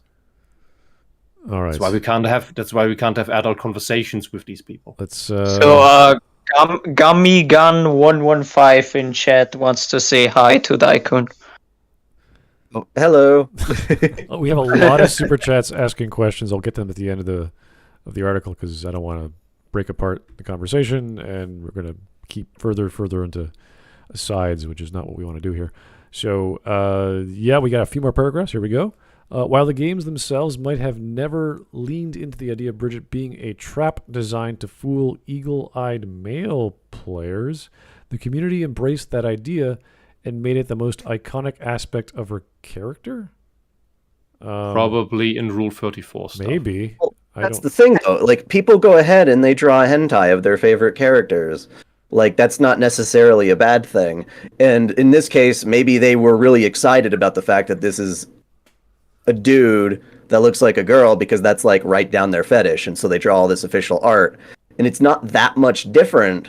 Like, they're talking about making this the focus of their character, which is ironic because now they're making this one line, I'm a girl. The one line is now the focus of the Bridget's character. character. Yes, and she's describing a community. The entire community embraced the idea and started making dojins on Bridget. It's like, maybe, but I don't think that's 90 or let alone 51% of the community who plays the game. As And those another dojins aspect, aren't black and white necessarily painting. like that narrative, like, oh my god, I found out that you're actually a dude. Like, no, I bet there's people who are into the dude and drawing the dojins to celebrate that. Not The meme I brought up earlier, like the meme with the dick makes it better. Yeah. Like people see this unironically. The people who like this stuff are not the ones who are there saying, oh my god, they're all just out to trick you. If anything, the word trap is like a trick to your own perception. Because it's like you can't tell what sex that person is by looking, especially with anime. And that's what people like about that sometimes. So it's not this false narrative where they're all out to prove that these people are deceptive. All these femboys are actually trans people trying to get you to sleep with them, but not actually tell you who they really are. It's like, that's not what that is, but they're constantly interpreting it as such. Yeah, the sexual act trap reveal thing is not the thing. Is not why it's called a trap. It's because the parsing works so well that you will be surprised that it's actually not a girl. Yeah, like the reason why it's called trap is so easy to explain. It's because the character is designed in the way where you can't tell. Yeah, they had this issue with Catherine Full Body. I don't know if you know that, but we're kind of with the Rin character. Yeah, the character with Rin. So there is one of those scenes where it's revealed that Rin has a penis. You don't see it, but he does. Vincent, the main guy, and he has that one of those like comical like holy shit faces. But he has like a really long open mouth thing. Game. He's getting chased by like evil fork stabbing baby monsters. He's gonna make goofy faces. That's the style of the game. And people are like, and he slaps Rin away because at first he was afraid. And it's not like he went and like tried to strangle Rin or whatever, but eventually he actually had to realize, oh shit, I was wrong. That was a stupid thing. Everyone in the story says he's an asshole for doing it. And then he turns around and actually loves this guy, and it's a legitimate gay relationship that I don't think I see that often in games. Well, even with the first version of like that game, it's the funny paradox because like it's an Atlas game, and like they keep saying that Atlas is so bad with all the gay stuff and all the trans stuff, and then they make the Rin storyline in the full body version, and they don't acknowledge it. They still say it's bad. Well, they changed the versions of the previous character of Catherine, the demon princess or whatever she was. And she's a succubus, And now in full body, she's just a girl. But Rin, I think, is an angel something. I can't remember what the hell. I think she's like an angel or an alien or something. Yes, I believe she's an angel. Yeah, it's and always... the reason why the character has a penis is because they're leaning in the hermaphrodite angel thing. It's always some weird sort of interpretation of... Because like on the back of the character's design, you see like little angel wings too. It's like drawn onto the clothes. Yeah, so they got away with it by saying first it was a supernatural being. Her father was the demon devil king thing, and then now we have an angel alien thing. It's like, okay, whatever, it's fine. But there's an actual is it a tomboy or trap character friend in the 4 or 5 in there is a trans woman named Erica.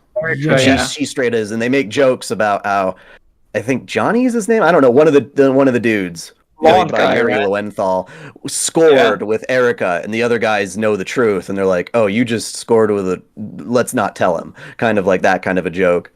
And then they got all upset. They joke about it like at the beginning of the game, and then like over the course of the game, it's like everyone is cool with it. Like Johnny as well is like they're like a really cute couple together, and like they like each other a lot. It's really good. Like Catherine gets such a bad rap, even though it does like all this stuff really well. And I only bring it up. They don't like the well done stuff. The activists do not they don't like the well done stuff. It's well done. That's the problem. They want just the trans thing in some way. They do not like the well done stuff because that has elements of that are that show negative sides, realistic sides. They just want the thing. They want it displayed positive, and they usually also want it displayed in a sexual fashion. I think another thing that should be added about the Erica character is like a reason why they are actually all joking around is because like Erica is actually long-term friends with all these characters, and they knew Erica when she was still a he as a little child. So the reason they are all joking is because they're all okay with it. They knew each other for but the one guy who slept with her, but yeah. Yeah, because he didn't know, so they're poking fun at him. They're saying Catherine was still a demon. Yeah, they didn't retcon anything important from the previous Catherine, like to go woke or anything. They just added this Rin story. But I brought it up because as soon as people saw this face on Vincent looking shocked, they were like, "Oh, that's transphobic." Yeah, well, they were immediately comparing it to the trans panic thing we were talking about earlier, and it's like that happens for like the slightest, tiniest bit, and then everyone reinforces that he's an asshole.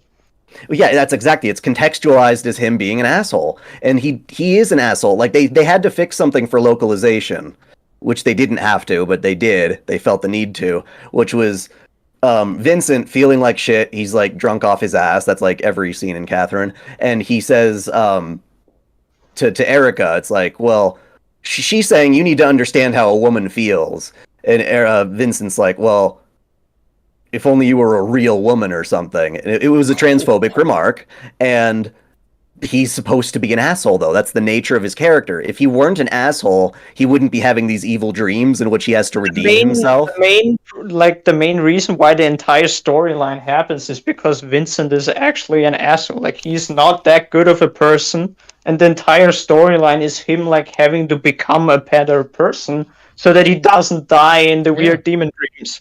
Mm-hmm. And so villains aren't allowed to do bad stuff that is against the ideology. The villains, we've seen this in other movies, where the villains are they're allowed to be genocidal or anything, but the moment they say a sexist thing about a female character, they're not allowed to exist anymore. There's a trans dude in a sense they shouldn't be written like that.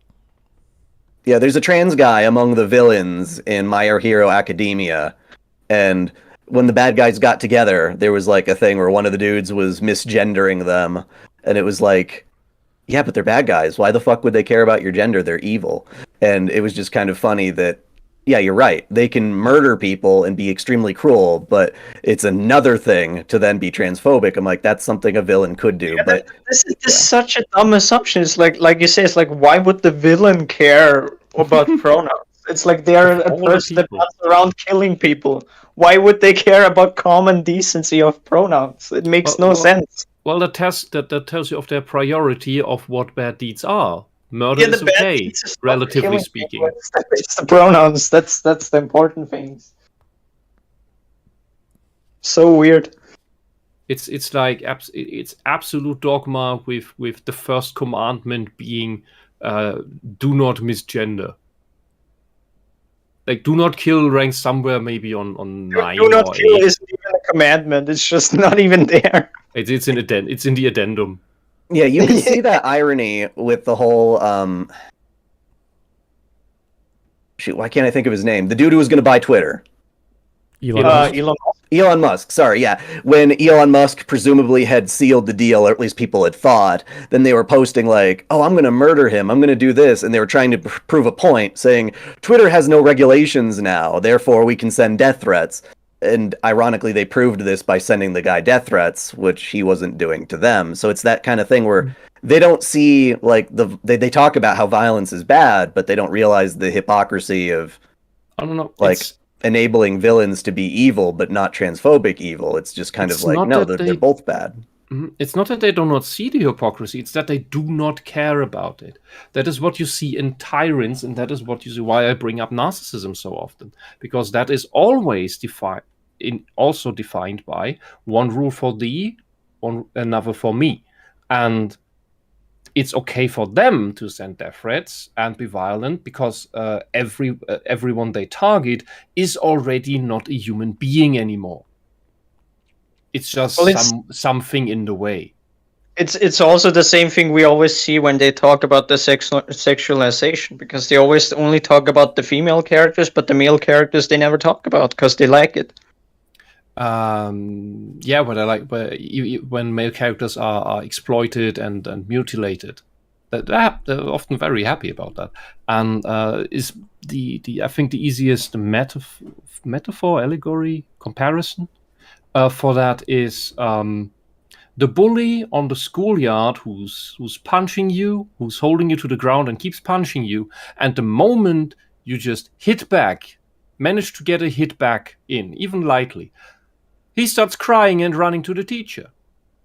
And you get reprimanded for having hit the bully. Yep. That's what's happening here, just with every topic imaginable. All right. We can keep going. It's kind of losing its steam here with all this.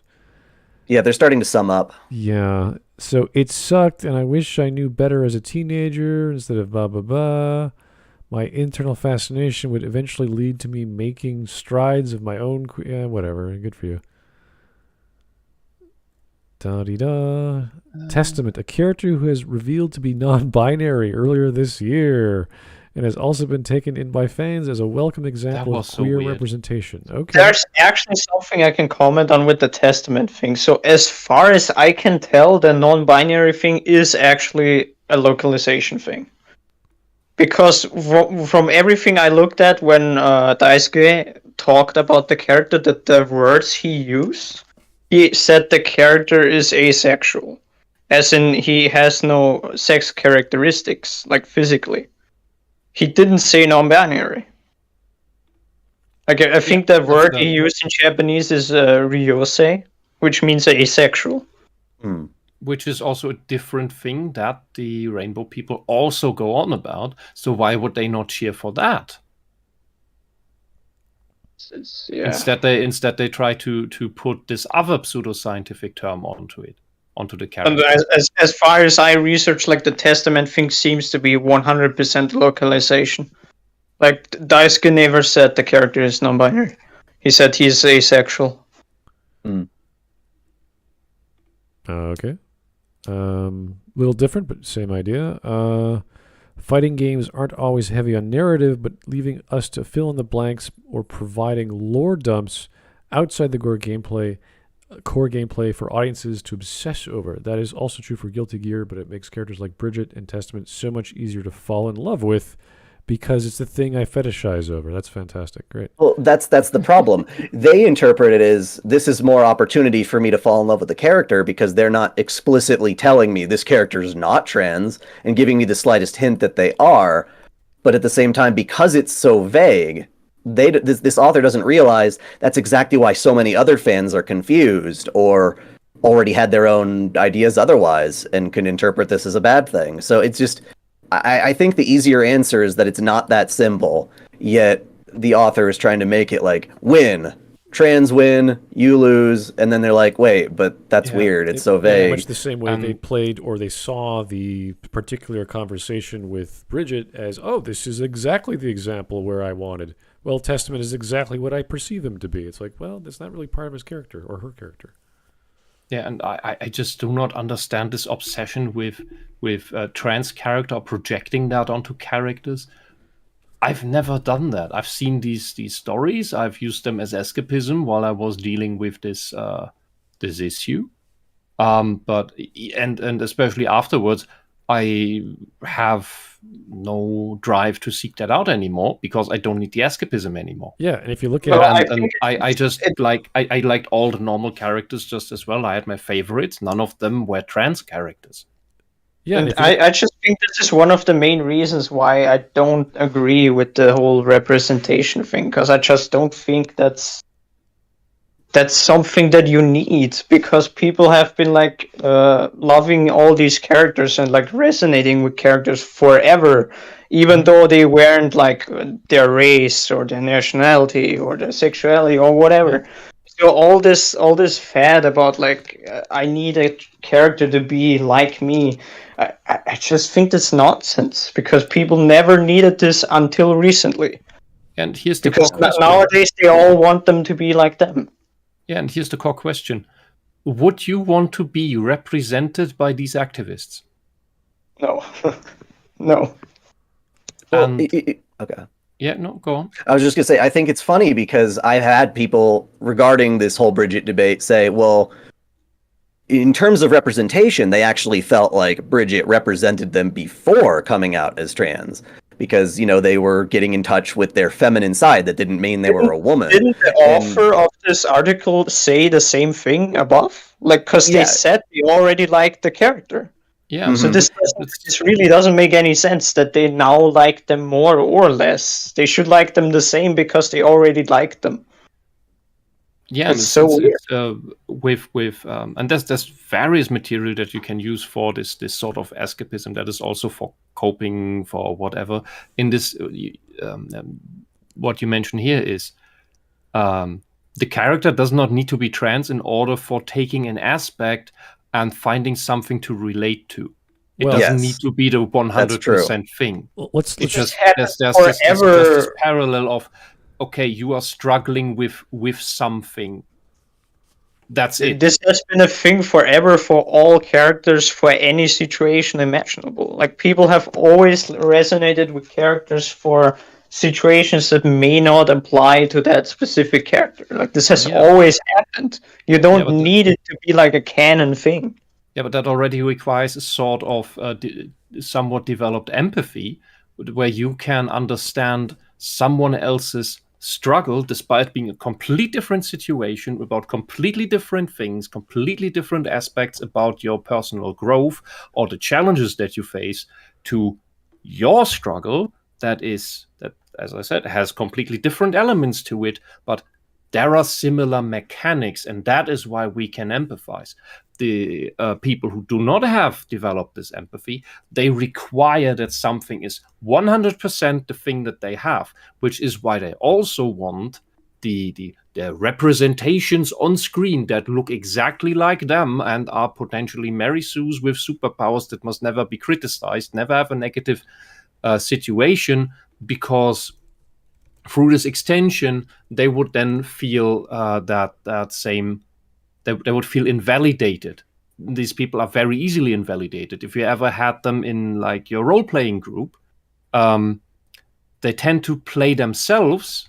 They do not tend to play actual made-up characters with different traits, positive, negative traits, and they tend to just play themselves, and they have really big trouble when something doesn't play out positively for them, or when they even get into trouble, or of course the character dies when they can't do what they want. they will just act out like petulant children. And that seems to be, in my experience, out there in these rainbow places, the same types of people. They do not have this. They didn't make this development. And the problem I have with this big activism movement is that to everyone of us with the actual condition, and of course we also don't agree about everything, but to all of us who have this condition, who care about the actual science, who want the proper diagnostic process, that these activists all want to get rid of completely, so that they can freely just claim to be a thing that you can't question, that you're not allowed to question. They outnumber us at least 100 to 1. Sometimes it feels like 1,000 to 1. And it's very hard to say anything, because you immediately get a target on you. They try to hold your mouth closed and just try to ostracize you. Because apparently you just getting out a study about something that's really interesting is transphobic. The data is transphobic. That's insane to me. That's like the Catholic Church telling me that the astronomical data that the Earth is revolving around the sun, and instead of the other way around, is heresy. That's just. I like to. It breaks my mind and it breaks my heart. I like to remind that the level of lore for these stories and these games are, magical characters that have these cells that can replicate and turn their bodies into whatever. They're already far beyond our comprehension in terms of being superhero comic character like people. So to have this thing like, oh, they're asexual, it's like, yeah, they also have a scythe and they kill people in wars that have been going on for hundreds of years. It's like, that's a little bit more relevant than whether they like to sleep or not sleep with men or women. It's immaterial, and these people focus on it because that's the only lens they have, as opposed to, hey, is this game any fun? Do I like this character because the moves and list? if your world building has magical super technology, you can do weird shenanigans, of course, and explore that. That's what science fiction in part was all about.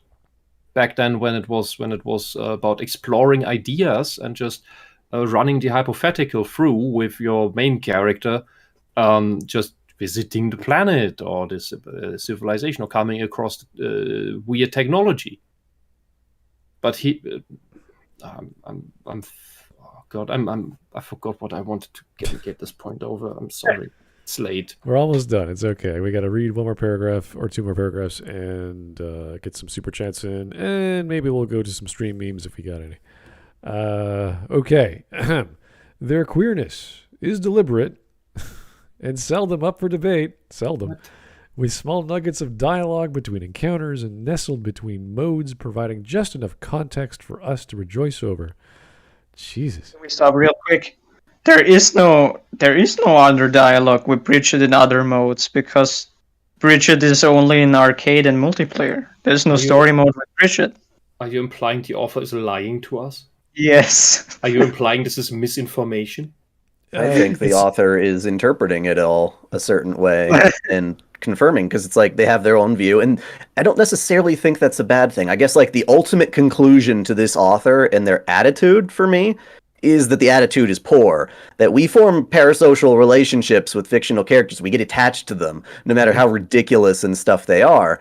And what I just don't like is this person's like, I'm really happy that Bridget is trans. Good for you. That's wonderful. If Daisuke came out and said, we're making Bridget trans going forward, I would be fine with that personally, and I could understand people being really excited.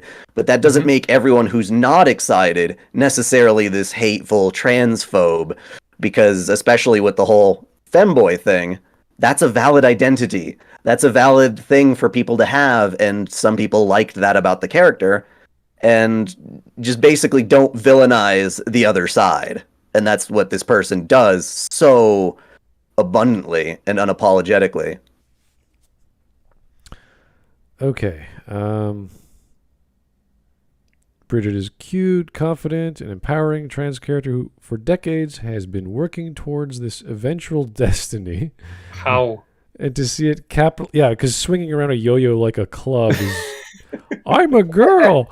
And to see it capitalized upon while simultaneously subverting a culture of ingrained transphobia in Japan is a perfect storm of brilliance. Okay. God, I hate this word. I just want to leave this out. This is just a what is it called?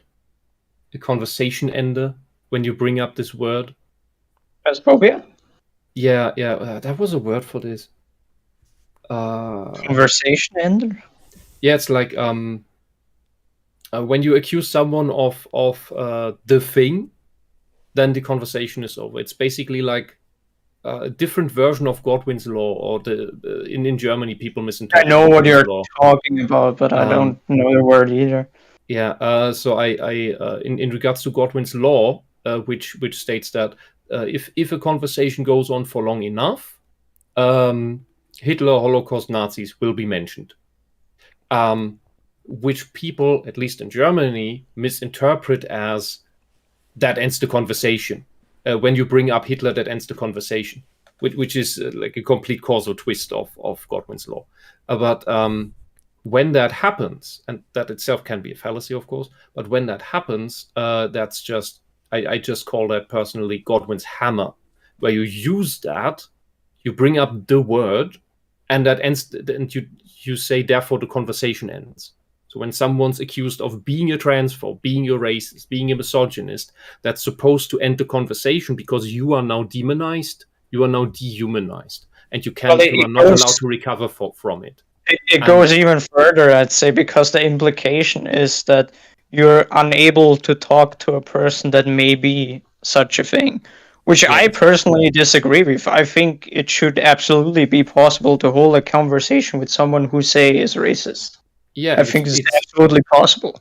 It works like calling someone a witch, because interacting with a witch is, of course, inherently wrong. Because why would you want to do that? Well, the question: do you just want to get hexed or cursed or drawn into the satanic stuff? Well, no, and they just use this as this very generic accusation to just shut everyone up. And especially the word transphobia is used in such a broad, low-resolution way, where every negative word, including just grounded, real stuff, is just called that, when it has nothing to do with fear. Well, when they put a character on a pedestal this subjectively, and they're saying anyone who's not on this pedestal is ingrained transphobic, and it was this timing of this game coming out as a perfect storm of brilliance. You're just like, what? Like, how is this anything new? We've had this character for decades, and all of a sudden they say one word in one ending, and therefore it's amazing, it's brilliant, it's this destiny ingrained in our future culture. It's like, no, it's a fighting game where people beat each other up with magical objects. I bet you, had this thing not happened, we would not be talking about Guilty Gear at all, for one. And secondly, She-Ra. Bridget would be a harmful stereotype because femboy trap. Oh, yeah. Probably. Here's some... I mean, I actually think people might have talked about Guilty Gear, but maybe less, but also in a positive way, because the entire thing was that people were excited for Bridget coming back, because it's a beloved character. Well, I think the conversation got drowned out because of the situation. Because now it's just Bridget trans. I feel like they would have attempted to steer it that way in the article, even if this was never a thing. They could have been like, "Why Bridget is a harmful, stereotypic trap character," and that would have been the title of the article instead. Absolutely happened, yeah. But because the trans interpretation is now somehow possible, it now has always been good. It's retroactively always good. I mean, did they say it in that paragraph? Because they say the what did they say? Something destiny. It was the eventual destiny of the character. Yeah, but That's like rewriting what happened previously, because that was never the destiny of the character. Yeah, and it fits with what these activists want. They want to turn all the femboys trans. That's the ultimate destiny of all femboys in their eyes. It has to be. Just as of all the tomboys as well. Okay. Well, the last paragraph is only 1 sentence. And it's sad, but here we go. I wrote recently that Guilty Gear Strive made me wish I wasn't so bad at fighting games, and not even a day later, Bridget is revealed as a trans character to entice me. Maybe it's a sign. So why am I not surprised? This person isn't playing fighting games much in the first place, and that's why you're bad at fighting games. The person who's not good at the fighting game loves it because trans, but not because she likes fighting games. That's great. A game journalist is bad at the game? Wow. I mean, I'll admit there are certain games I'll only get attention toward if there's like a hot waifu, and then all of a sudden I'm in. Like, I'll play an FPS if that's not my main genre.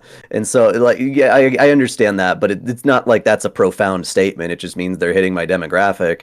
And I guess there's a question to be had as to whether or not Arc System Works should be trying to do this demographic, because one of the interpretations is that Arc System Works has been pressured, a Japanese company has been pressured to take a character that was androgynous and femboyish and rebrand them within a Western trans ideology and to try and make bucks. I don't know. Like, maybe that's what they're trying to do, maybe not, but we don't know for sure. That's one way to interpret it, possibly. And is that a good call for the business? Who knows? Yeah. Well, if Ryu turns up being gay, I don't think anyone would give a shit. You'd be like, yeah, wow, thanks. Thanks, Ryu. You keep punching. Well, there'd be people who'd be like, I knew it all along. Oh, that beard when he grew it in 4. Oh, my God. The way he looks at Ken. Punches Ken in the gut all the time. Yeah, okay. All right, we got a bunch of super chats. I don't know if you guys want to hang around for that, but I'm obligated to read them. So if you want to bail out anytime, just chill out and type it out and disconnect. Up to you. But we're going to go right through these. Hopefully, if you want to answer, go right ahead. This is from Ron Harushan. This is from 541. So that was 2 hours ago. Thank you. Also, hello, Dai. I love your servant Lorvids. Have you tried looking into Gundam? Mandatory Gundam shilling. Oh, yes. Roni is also the obligatory Gundam guy on the Monday anime streams. So, my interest in Gundam also goes to the depth of its waifus. I'm in it for the chicks, kind of like Code Geass has amazing chicks. I don't care about that as much as the mechs, but I can enjoy good mech stuff. I like Xenogears. There's a topic that both fascinates and frightens me. A man of culture, scary culture, but yes. Alex Halo again. Here we go, Alex. Japanese word for trans is TS and new half.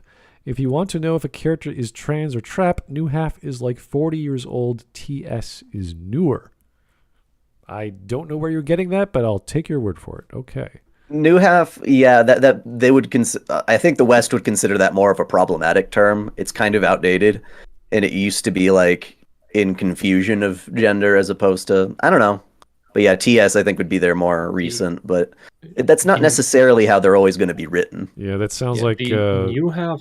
I have actually never heard. Yeah, it sounds like someone's introducing a new character in like Gundam or something.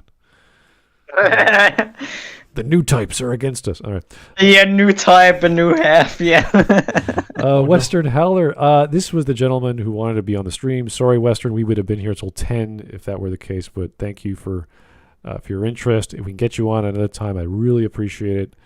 It's kind of busy right now, not only outside of the stream, but in the stream, because we got a special guest and Whisp is here. So these things take up time. And I don't know. Is that like a personal attack or something? No, just reality. I'm just being honest. Anyway. The term new half, actually, real quick, just is, it's more equivalent to she-male than it is trans, which is why it wasn't necessarily made with that like identity politics in mind. So some people I just looked the term up. What was that? I just looked the term up. It seems to specifically talk about like women. Oh. Interesting. Okay, here's the $10 super chat from Western Howler. The trans activists already go after gays. Lesbians are told they are phobic. if they won't have sex with someone, how has a male part, and the same for gay man, but reverse? I think you meant who has a male part. Yeah, I mean, I assume who. Yeah. Typo. Yeah, I don't know. I don't know how these people treat other people that they're supposed to represent. It makes no sense to me. So I just assume they fetishize the males because they like that. That's their fantasy, and they're like, ugh, lesbians, so disgusting. I just want to point out real quick because it made me laugh. I saw it in chat. There's a person in chat called Heinrich Himmler that's saying, "I love OtakuDaikun." Oh gosh, that guy was trolling my stream the other day. Oh, okay. Oh dear. That's the special fans. We all have them. Yeah, the Smudcast gets a lot of those for some reason. Okay. Captain Kohai. Hey, hi, Captain Kohai. Cool name. The kicker to this is that what the woke is doing is no different from the stuff that they preach against. It depends. It depends if they're talking about what was the current trend this year. I can't remember what was going on Twitter, but it might have changed the week later. It used to be that girl who talked at the UN and she was talking about women's issues, and it suddenly jumped into J.K. Rowling, and then it went back to Kyle Rittenhouse, but that's just American Twitter. I don't know how it was in Canada because I was swapping my VPN. But yeah, no, it's random every week, so I can't say for sure exactly what the woke crowd is trying to parrot and talk about these days. Yeah, hypocriticism is rampant in these conversations, so it's kind of hard to follow. Usually it's simply that the opposite is true. Well, there was that thing recently, again, with like the trans women being pissed that lesbians wouldn't sleep with them and calling them transphobic. And it kind of brought back the weird rhetoric where, you know, I never thought this, but I always thought it was a problem to like ask a gay guy, why can't you just like women or something? It's like what's the real reason? Like you don't get there. You're willing with gay people the whole time they've been fighting to be just like, I feel this way. Let me feel this way. End of story. And so now it's like, well, why don't you like me? I'm woman enough for you, right? It's like, well, no, you don't know that person. It's like, shut up and let people have their sexual preferences. Yeah, there's a thing that they have maybe necessarily for their weird mental construct detached genitals from having anything to do with sex or sexuality. And this is why they unironically say it's a feminine penis, and therefore you must like it because it's a female organ, and you are a lesbian, you like female things, and because I call it a female penis, you must like it now. Yeah, well, it goes back to that persona thing you were saying, how there's like stereotypical gay guys who will call themselves women, but they don't like mean it in that same sense. So they mean it in the way of flamboyant gay men who will do drag. Exactly, yeah. So telling someone how they should view gender so that they can find you attractive is just backwards. It's the same thing as sending to someone to conversion and being like, okay, we don't want you to like dudes anymore. What if we dress this guy up to look more like a chick? Maybe you'll find them attractive now. It's like, well, not necessarily. Like, I don't know what kind of weird manipulation, but just I mean, I can see it turning back and eating itself. It's weird in general because something as personal as sexuality doesn't really need a reason as to why you don't want to sleep with anybody. Like there could be like the hottest person you could ever imagine, and the person could be like, I don't want to sleep with them. Yeah, you don't need a reason. It's such a personal thing. The big question is, what happened to no means no? Yeah, right. True. Like wasn't that you don't need any more reason than saying no. You don't need a reason. You can just say no. All right. Yeah. Well, love is a very complicated thing, guys. So that's the best thing I could do. Let's keep going.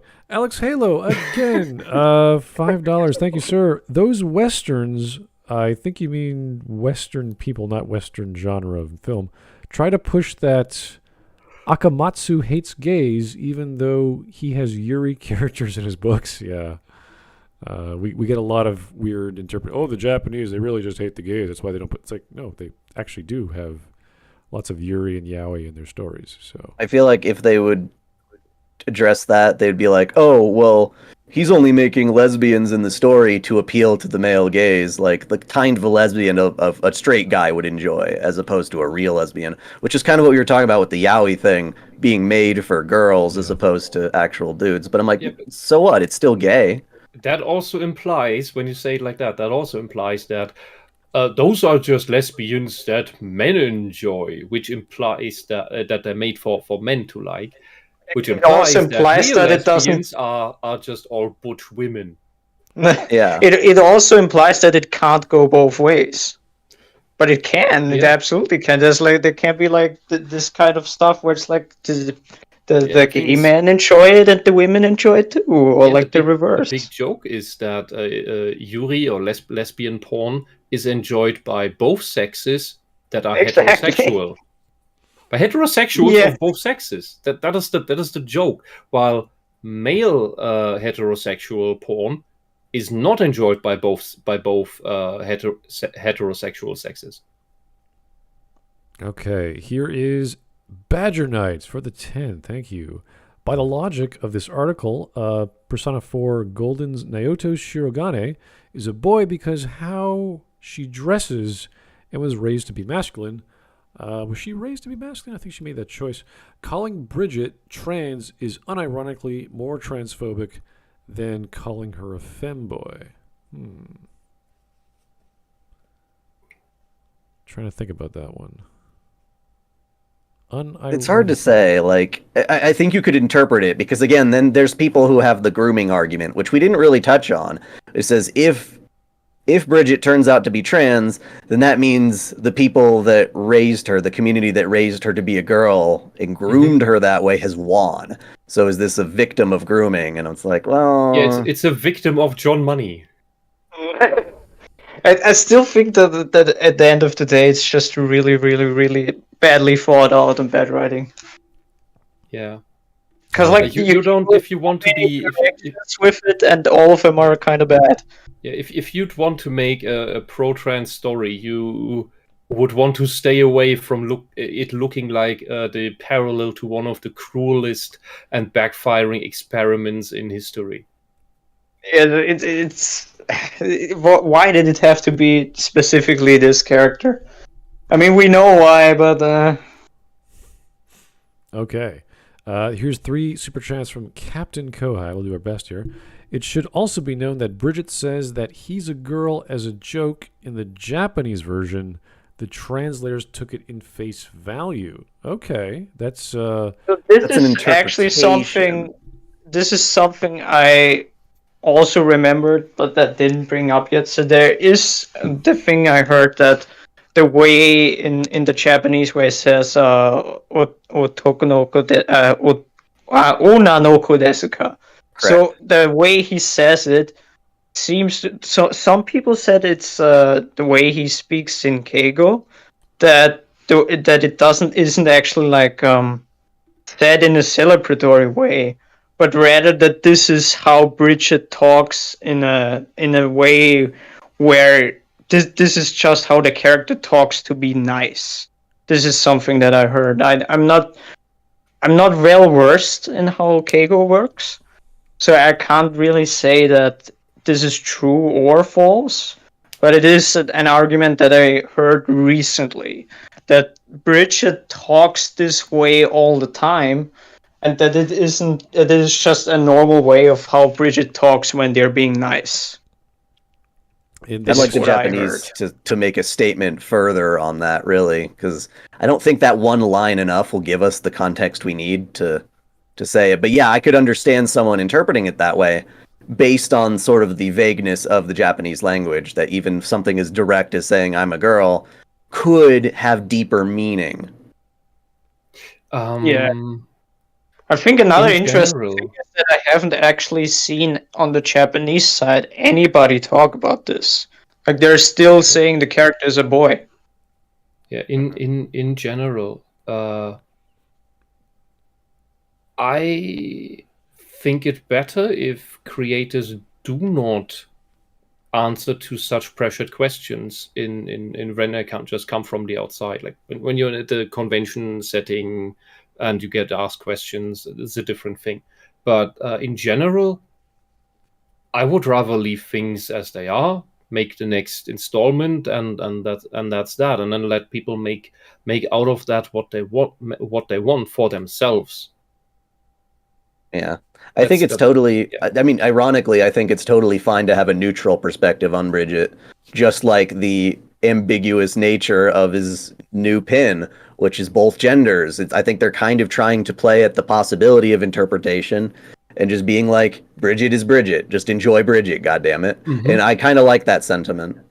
Well, here's the next 2 super chats from Captain Kohai. It'll be like me saying I'm gay as a joke, which I'm perceiving to be like the IW. Yeah, so this is what I heard is like the Keigo that Bridget used for saying that I'm a girl is the same as when somebody would do the IDubbbz thing where they say I'm gay as a meme. Right, which is hopefully in a big green bodysuit, so that would be the best. Well, Keigo is meant to be like hyper formal, like meant for more serious matters, I would think.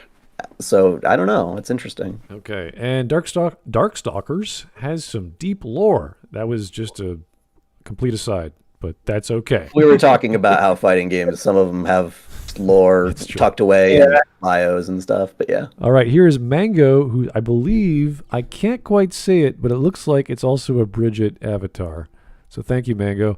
I played full body. Catherine is still a demon. Okay, great to know, because when I saw the cutscenes for full body, the Catherine demon person was getting married in the bar, which is not what I remember from because full body has more endings. They added some endings. Yeah, so the plot can go in some slightly new directions, but it's not like like that ending where you become the demon lord alongside Catherine is still there. Oh, okay.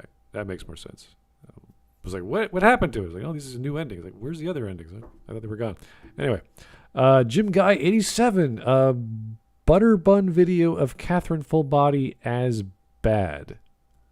I think they meant to say is bad, but assuming he's talking about super butter buns, which is she made a video kind of slamming on Catherine and again, like, took that whole scene with Vincent freaking out about Rin's penis to be like, yes, this is what we feared. This is trans panic. And I'm like, well, but he's an asshole, though, and he gets told off, and he makes it better.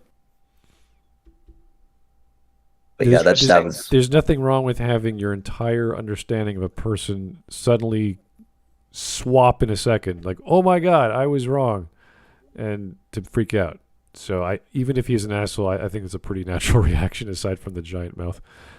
But that's what the whole God, that video is like 55 minutes the worst he did was he smacked away the chick, the guy's hand. Rin's the dude. Smacked his hand away when he tried to like comfort him or whatever for like a moment, and then he was like, "Oh shit!" Like immediately was like, "Yeah, I shouldn't have done that." Okay. Yeah, and just because it seems to have been forgotten by society. Heterosexual men do not like to look at penises. Yeah, that's the thing that they just don't want to acknowledge. Well, Futanari's changing that a little, but I guess maybe that's just revealing more about you, that you're maybe not as heterosexual as you thought. But that is a specific fetish that has been mapped out as well. Well, that's just classical conditioning. I actually think this is unironically interesting because what I heard from some people that do like Futanari is that they just imagine the girl that has the penis as another man. Like they imagine a different scenario while they watch it. Sure. See, I see it as a different way. Like, as someone who has a penis, I could enjoy or understand or relate to the pleasure that the woman is experiencing because she also has one, and I actually know what that feels like. That's kind of like my brain. See, I see it as a very cultured conversation right now. I see it as a psychological classical conditioning. If you got tits, I mean, that's sort of priority one. Oh, you got a dick? Well, that's like priority two. Oh my God. But, again, number one, tits. So you're like, okay, that's still there. We need to talk about the most important part, balls or no balls. How does semen operate with or without balls? I don't know. Does it even exist? We're not going to go there. But other than that, enjoy your fantasies, guys. There's nothing wrong with that. Captain Kohai again. Okay, being a guy who wears women. Wait a second. Women's clothing? Wait, what? That is Silence of the Lambs. Let me try this one more time. Being a guy who wears women bracket or vice versa, closing bracket, clothes is more. Being a guy who wears women. Yeah, next time put the parentheses outside bring the noun first, and then the parentheses. Okay, is more inspiring than a guy coming out as trans. Okay, so transvestites are more inspiring. I feel like there could be an argument made. I think they're trying to say that being a femboy, being brave enough to still stay a guy while you dress as a girl, is more of a profound statement these days than just straight up coming out and saying I'm a girl. It's instead. probably actually be an argument made for that. Yeah, maybe. It's a counterculture.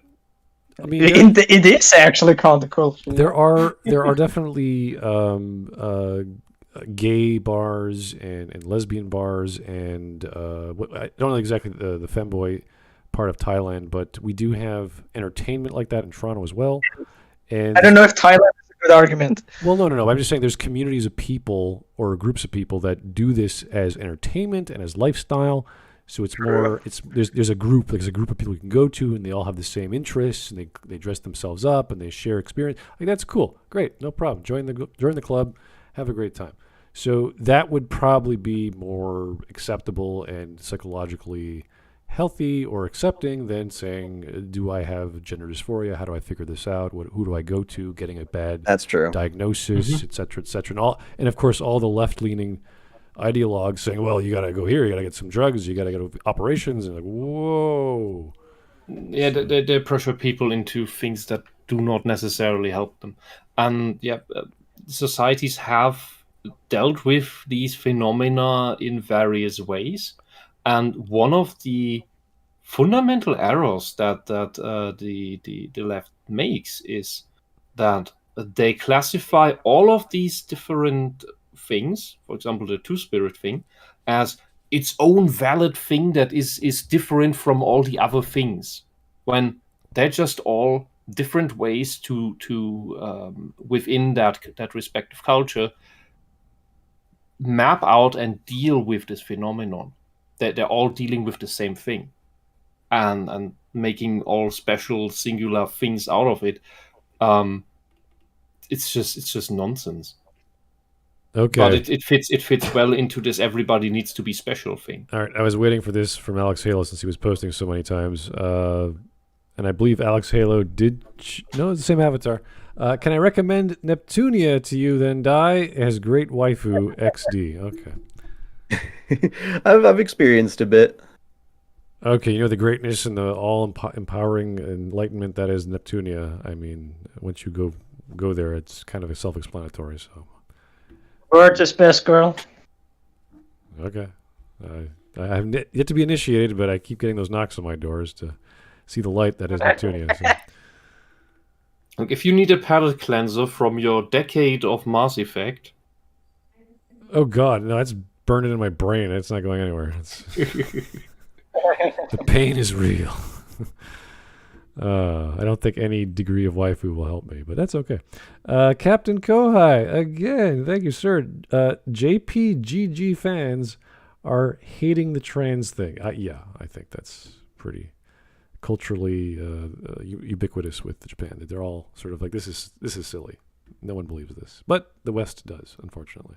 So not the West, just these weird people. The weird West that claim to speak for everyone. Well, I've been listening to some weird things in Congress. Not that I care about American politics, but they get recommended to me. I'm like, what's that? And there's some weird people telling senators that they're transphobic, and I'm like, what the fuck is going on in America? I think I saw that recently about the man being allowed to be pregnant thing.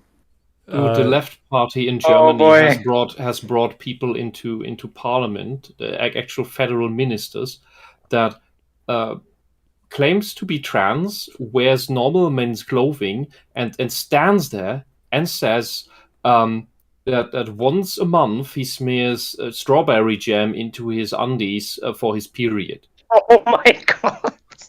And this is real? Yes, that is our representation here in Germany. It's Holy great. hell. Oh boy. I mean, I thought Prime Minister Blackface was bad. That's kind of creepy. You Yeah, don't need, for Canada was bad.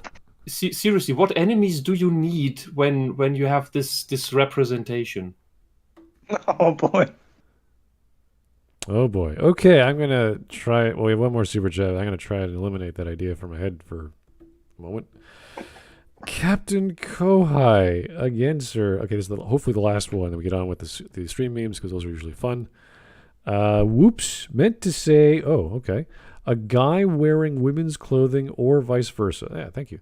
Also, when I said that I was more talking about femboys and transgenders. Okay, that makes more sense. Gummy Gun in chat wants to say again that he loved Daikun's Melty Blood stream. Oh yeah.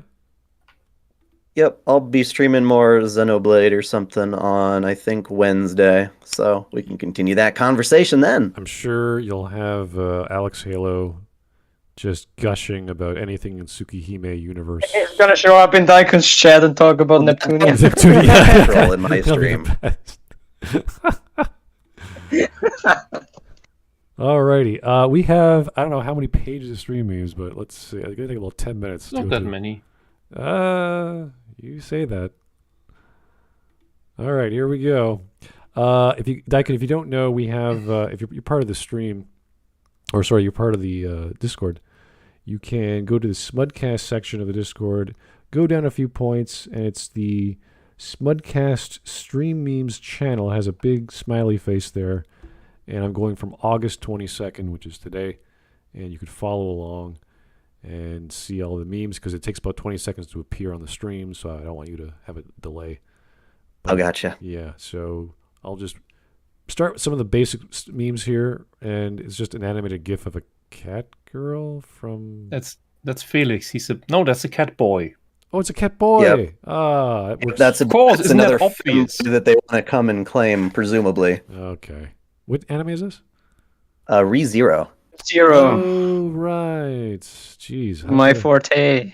Yeah. The things I have burned out of my brain. It's a trap, but I can't say no to cat ears. Oh, that's cute. Okay. Fair enough.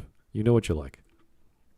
Everyone's got their thing. Okay, Mango the Trash Man. There is, of course, the same avatar. From Wave Shocker Sigma. Gold Lewis is so dense that he doesn't believe in aliens despite having one in his coffin. Naturally, he's also so dense that he refuses to believe that Bridget is a boy at face value because he doesn't look like one. Bridget, fed up and with said denseness,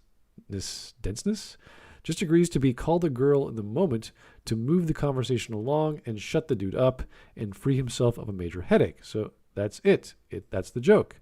Yet somehow it went completely over everyone's heads because it was apparently too subtle, and a war of salt and projection began. Oh.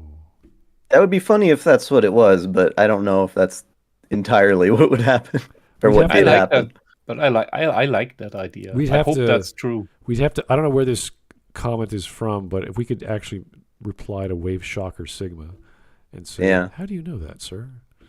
That'd be great. Mm-hmm. Don't paint any character into your head canon. It's cringe. And oh no, don't that morality. Oh no. Morality. No. Did we blacklist moralities? I think we did. You did. Yeah. That is the weirdest, creepiest. I don't know, like Wisp, say some psychological terms that you say all the time. It's probably one of those. What's the headcanon on Luca? Pedophile, thank you. That was that one. I didn't know there was headcanon surrounding Luca. Oh god! Just watched that. Seemed like a fun little movie on Disney Plus. It is. Their It is just a fun, innocent movie. So I don't know what's going on here, but he's snapping himself out of existence. What's going on?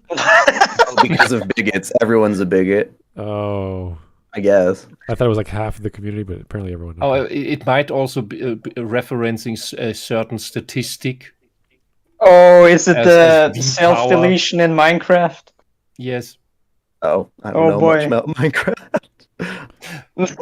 Everyone's gay for Bridget. Sure. I I don't about you, but I think this Jade person is a woman. Not maybe- with that beard shadow. Maybe some Either laser surgery. epilate. Yeah. Laser I mean, epilation is I have very no effective. intention of misgendering or whatever. Like, I'll Yeah, call well- you what you want to be called. Yeah, the thing is, when you're actually dysphoric, you don't like to see the beard shadow. You will Well, either that use is true. Some foundation people would be or- really upset by that and will fight it. Will do their best to try to change the hormones or Yeah. shave relentlessly. The hormones do nothing about the beard, about the facial hair. Once it's there, it's there. I've actually always wondered that. Oh, you mean it'll keep growing? Yes, it'll come That's- back. It'll just come back. You can pull it out, and it'll just grow back in 3 to 4 days. That's what you- depressing. Yeah. So for laser epilation, you need to do sessions every 6 weeks because you need to destroy the follicle at the correct developmental stage. Otherwise, it comes back. So that takes a long time, but you will get rid of it all. It just takes a lot of sessions. However, as long as you have the beard shadow, you could just put on some foundation and put makeup over that. All right. Well, Sounds reasonable. so he is a guy, believes himself a girl and loves She-Ra fan fiction or whatever. I guess that checks out. Yeah, makes about sense. Good for him. Or her, sorry. Okay, let's keep going. Goku, hey, no, stop, just calm down. Don't do it. He identifies as a woman now. And then, what the hell is that? What the fuck? He can't interfere in the fight now. Oh, yeah, that's right. Because it's a woman against now. woman. Just got a Well, bow. you know, that's the thing though. Like, if you want to be included among like anime and geek culture and stuff, you kind of have to be included in all that crazy stuff too. That means like allowing yourself to be like a wicked evil villain and a trans person simultaneously. It's like it can't all be good representations and things like that too. So Yeah. Villains have to be bad. They have to be allowed to do bad things. I'm not sure what's going on here. We got autism grasping the wrist of the trans. What is that? The LGBT flag? It's a trans flag. Okay. This disgusting flag with the baby colors. Yeah. Why? Why does it need to be bloody baby pastel colors? So the autism awareness is holding the trans back from touching Bridget. Okay. The autists want their femboys, I guess. Yeah. I don't know. is the implication. Okay. Or just want to be hyper accurate as Oh my- autists like my- to be, Uh, and that's why they talk for hours This- without letting anyone have a say in What it. what is what is going on here? Oh, no. Okay. Finish they them, and it's the Wow. Mortal Kombat. This. Wow. What? What? that just hurts my brain. I don't get it. Oh god. Never mind. We need to stop letting ourselves be queer baited by the MCU. We need to start seeing the pattern and stop. Oh, this is Jade King articles. This is Okay, the yeah, person this that made sounds like something Jade King would say. The MCU is probably writing characters that seem gay enough, but they won't commit and actually make them gay. Can you imagine? Because I canon them as gay, therefore they should start kissing in the show itself. Yeah, can you imagine saying Taika Waititi's not left leaning enough for me? He's a bad writer, screen director, and Yeah, if you want a show where everyone is gay in the end, watch Our Flag Means Death, Taika Waititi show. And I'm not sure there's the antagonist is probably not gay at the end. But even fucking Only Blackbeard probably? is gay. not good enough. It has to be completely gay. They must have a sex scene that's either alluded to or They must have an entire dialogue about why they love penis. why. Yeah, why it's just the other way around there. That everybody who's every character of the crew it turns out to be gay except for the bad guy. yeah, or they'll have Neil Gaiman to come in and co-produce, and he'll just turn everyone black and gay, and because it's not gay enough for him. Okay. Oh, but there's more from Jade King. 2 days ago, Far Cry is political, and I'm tired of Ubisoft pretending it isn't. Oh my god. I think when people say that they don't want their media political, the people who want it to be political never understand what is actually meant, because it's like, obviously a story can explore a political theme, like that's fine. But I think like probably the best example of that I've been able to see to convey to people what we mean when we don't want things to be political is The Sims, apparently. And I heard this recently, that The Sims 4, they had put in some kind of like LGBT mode in the game or whatever, which is fine for people who want to. You know, the whole point of that game is to have as many customization options as possible. And someone asked in the thing, well, can I turn this feature off? And they're like, well, normally we allow you to customize certain features, but not in this case, because LGBT people are real. I'm like, well, your game isn't. I just found an article from The Gamer which says Far Cry never should have been political in the first place. No, they're contradicting themselves. That's funny. Yeah, they Is it don't also have. from Jade King? Well, that'd be hilarious, but no, it was from some other writer. But it's as if the article or the article writers don't talk to each other. It's like, what are you putting out? I mean, the main reason why they keep saying this is because they all believe into the everything is political thing. I think That's what why they Video Game always say Donkey- that. Yeah, I was gonna say, Video Game Donkey commented on that. Like, people don't trust reviews and sites like this anymore because you don't get a sense of who the person is. And I guess in this case, we clearly could if we follow all of Jade King's stuff. But yeah, like you could IGN is too corporate to be like, when they review one game one way, that means their site thinks that in general. It's like, no. Well, I feel like this always like extends to the bigger YouTubers as well, because they can't say certain things, because then they don't get review copies anymore, Yeah, and then they that's true, can't review the exactly. game. Yeah. The idea Authenticity of is a new challenged. South Park game is already exhausting. The humor and style of South Park is boring and painfully outdated. You know what? Someone doesn't Outdated, like to there it be- is. Someone doesn't like to be made fun of. Wow. Probably. The Simpsons is outdated, not fun. Star Trek Lower Decks is outdated and not like, pick anything you don't like and just bitch about it. That's not an article, honey. South Park, loved millions of times over for over a decade. Like, okay, no one likes it. And there's me with yesterday's stream with the Anna K, but we don't talk about that anymore. Holy hell! I think everyone was asleep except for me, and I was grudgingly pressing the play button. It was just like, oh, Liana, shut up, please, shut up. It's kind of how I feel about her videos before, because I started watching them because, yeah, she wasn't your like straight up like super feminist. She was actually like kind of defending fan service and things to an extent. But I think the video you particularly chose seemed very like tons of words to say absolutely nothing. Oh, that's every video we covered. Her topics can be anything. It doesn't matter. She could be talking about Batman and Superman, frying eggs, the women's movement versus the men's movement, and this one was dating, I think, or how she was getting hit on. I don't know what was happening in that conversation with herself, but it was depressing. If that's what women do when they're by themselves and they have like 30 cats and they just talk to each other, like, I don't know what is going on in her brain to facilitate a conversation about Monday Mandays or whatever the hell that streamcast. She has labels like Feedback Fridays and stuff like that. If she's in Toronto, I'll pay her a visit, say we'll go for a drink, and you know, she'll drink whatever the hell fruity cocktail and I'll have a beer and we'll just sit there and be like, okay, how's your brain? What do you feel? Are you It's just like this idea of Smudge just like taking Liana out on a date, and this first thing he says, how's your brain? Did you get an MRI yet? I know it's hard in Canada, but it takes a few months. You can get it. I can sign you up. I know a doctor who does them. We can just do it for you right there. And that'll be that. That'll be the first step of our conversation. And we'll go from there. All right, here is Ken Akamatsu, and this is I don't remember. Was this a video? I think I know. I heard It's an article. Yeah. Okay. Cool. Yeah. From a UN Council of Women. Oh, this must have come out recently.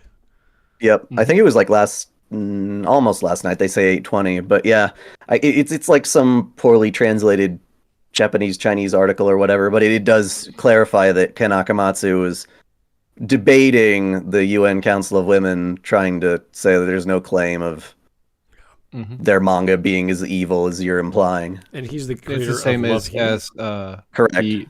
Yeah, the movement we had before came from the conservatives. That was video games make everyone violent, make school shooters and all this nonsense. And here we have the feminists saying video games, on this case manga, makes everyone sexist. And before that, we had the Christian moms that said role-playing games make everyone Satanists. And rock and roll. I'm Well, gonna so he's one summon of my our demons through stands playing of Pokemon. defense. Love Hina is In one terms of those. I'm just trying to remember was it the 90s or early 2000s?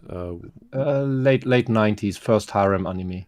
It was like, there's like, how many girls? 10? There's a lot. There's it boiled down to like a love triangle in the end, but the other chicks were just like side chicks. It was an okay show, but I like his attitude, even if it's not the best show in the world or the best manga. Anna Kamatsu has a great attitude, and we definitely need him to stand up to the nonsense. Yeah, he just got fed up with the later part. He for him the story was done, but because it was such a big hit, the publisher forced him to make more, and he just didn't want to, and so that's why the rest was crap. I don't know if you know Negima, but he also made that. Oh, really? Okay, that makes sense. All right, I'm not going to play the John Money video, but I'll play it later. That's the ER clip. ER made a very great. Yeah, I'm gonna get. Yeah. It's a clip from ER, and it's a very good summary. I'm gonna get it copyrighted instantly, but I will play it later. Don't worry. When we live in an egg society, and of course, Is he gonna do pee on the moon? What was that? The joke? I don't know if you've heard that. It's a funny ass fan dub. Traps. No thanks. My goal is to die late, not dilate. Oof. Oof. That's harsh. Mm-hmm. Okay. A very cute chibi version of Bridget there. Not sure what the heck was the giant cuff. I never understood that, but that's cool. That is. I've wondered that too, and it gives me the impression of, well, am I if I do a image interpretation, hula hoop. Yes, that's what it can be used for. But if you do it for character interpretation, is it that Bridget still feels chained to something? Yeah, you could go that far. Oh no. Well, I love how Japan used giant objects like swords and axes. Yeah. But when you make characters like that, the clothing always has meaning. She's a nun. Oh yeah, they put like insane detail into what these characters look like. Okay, here is a little, I think, 4chan little blurb. Just to end people's confusion once and for all, in the Japanese version of the game, he's still an Otoko-no-ko, a trap femboy. The word is even used on his Japanese bio. In the English version, he's written in a way that you can continue to imagine him as a cis trap femboy, but also as trans. In his bad ending, he fully comes out as trans, but bad endings are not canon. I don't know. I disagree. I think both are true. In the English version of the game, no one ever uses any pronouns at all on him, not even neutral ones like they, them, not even on his English bio or his starter guide. He's always called by his name. He is sometimes called boy or girl by other characters and himself, however.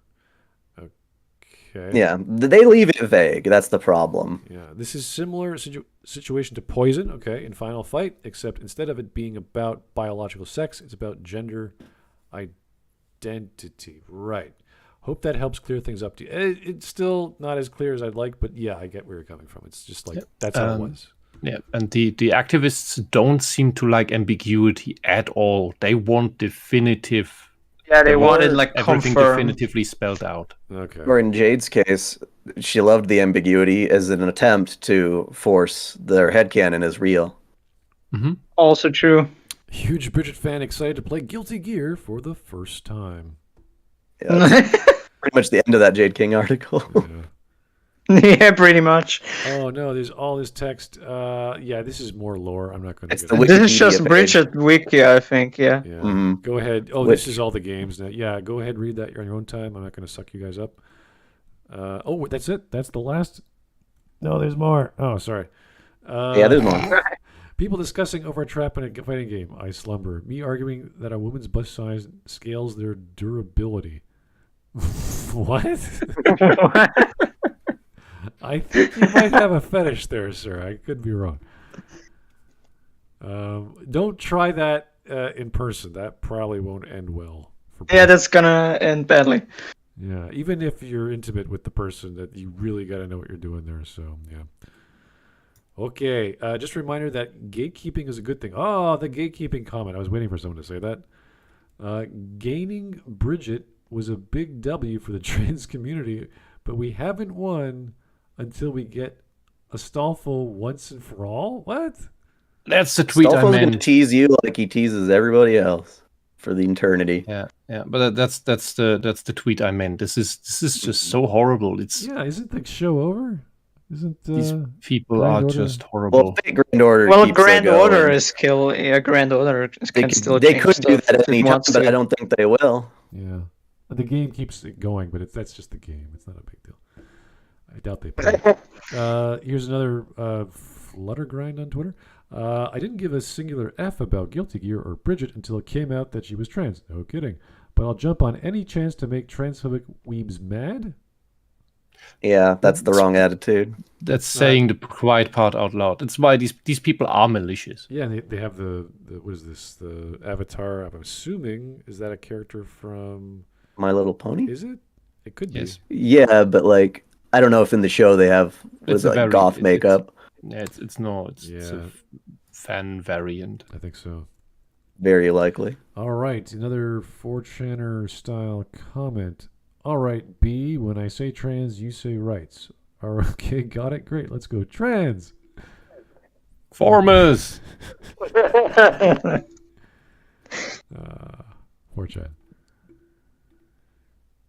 I also still haven't been told what rights I don't have. Yeah, well. Oof. Oh my god, please stop talking. Is that myself? Is that Wisp? Is that Smud during the stream? Oh, okay, it's like And there's me with my Glock coming out of the closet. Are you allowed to have that in Canada? Well, you have to go through a lot of paperwork, and it has to be a lot bigger than a Glock. But technically, yes, it's called long arm registry. So, yeah, not a handgun, but technically it could be. There's a lot of dumb rules. Okay, same character from ReZero. I have two swords. What a coincidence. So do I. You have a Monster energy drink. Yeah, Monster Energy. Yeah. Hey, do you have a penis? Yeah, what's this all of a sudden? Oh my god. See, that's like the one character that might, reasonably qualify as trans, because like in history they kind of were too, and so the Fate deals with it like that. But for some reason, everyone's all obsessed about Astolfo instead. Yeah, well. Who's this They character know. again? Deon? Or what Yeah, Chevalier Deon, the French soldier. Isn't there who like fought to this under Marie day? Antoinette. Isn't like to this day like no definitive answer on the gender of Yeah, Deon? that's the kind of thing. They're like legitimate, and in Fate, what you go down in legend kind of affects how you manifest as a servant. So we really don't know what the character's gender actually is. Okay, we got the next meme is Tom and Jerry, based off the the Fate cards. With Yeah, different Fate classes. That's funny. Ryder is a freaking Model Ford things coach. Actually gonna save that. That's good. That's pretty good. So Tom is confirmed to be able to be summoned as every class. Okay, so here we got. Okay. That's cool. Is that a boy? Is that a girl? Yeah. Okay. I like that. Well, That's they fun. did That's have good. that like freaking Mary Sue article ages ago that tried to make Samus trans. Don't Don't Oh, remind please me. don't ever. I mean, you could search for Mary Sue and MarySue.com can pop up, but don't ever go there. There's no reason to. Yeah. I don't. So you're a historian. Name every girl from Fate. There's a funny one where they just say Artoria and they're like, "Oh shit, I should have been more specific." Oops. But people like Saber so much, we'll just keep making versions of her. That works. People want it. I don't mind. Oh yeah, but why does Saber manifest as a woman? Well, The true Fate. reason is because in the Stay Night universe, that's the lore. Yeah, she just has always been a woman in history, is the assumption. But the prototype Artorias is a man. Yep, which would and that's be a separate our reality that it's like multiverse shit. Like there's another timeline in which Arthur has always been a man, and another that Fate Stay Night goes off of where they're women. So they do and both. then there's the thing that Arthur goes to all the different universes to fight the beasts, and Exactly, it's Fate stuff. It's complicated. But my point being is that like, oh, you want a female? Sure. You want a male? Go for it. They'll give you both. They give you both, yeah. So here's a what card is this? You're activated your trap card, I would assume, but no. Yeah. Have instant doubt about their sexuality because Yeah, that's a good card. we were talking about Futanari, and it's that same kind of thing where it's like I'm not normally gay, but I wouldn't mind calling myself a little gay for Astolfo. Right, and the story behind Astolfo is that he dressed up as a girl to make his fellow guys or knights happier. Well, he dressed up like in the real lore. He dressed up because his One of friend was cousins, being cheated on. cousins. It was what the fuck is it? I forgot his name.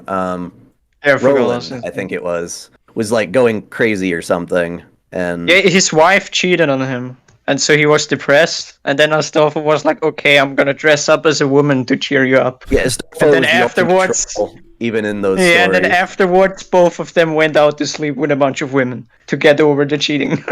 Yeah, despite all the yaoi of Astolfo, he fucked a lot of women, presumably. Yep. Chat. He's literally a giga chat. Astolfo, my beloved, wearing I don't know, just casual summer wear. Yeah, it's just another nice Astolfo pick. We'll delete any comment without an image. Oh, seems like Mike Testa forgot to add his meme in the meme channel and got deleted. Thanks. Oh, Well, Matthew is doing his work. well, no, Matt Matea's doing his bot work. He's just like, what was that? All right. Well, that was long. 3 hours and a half.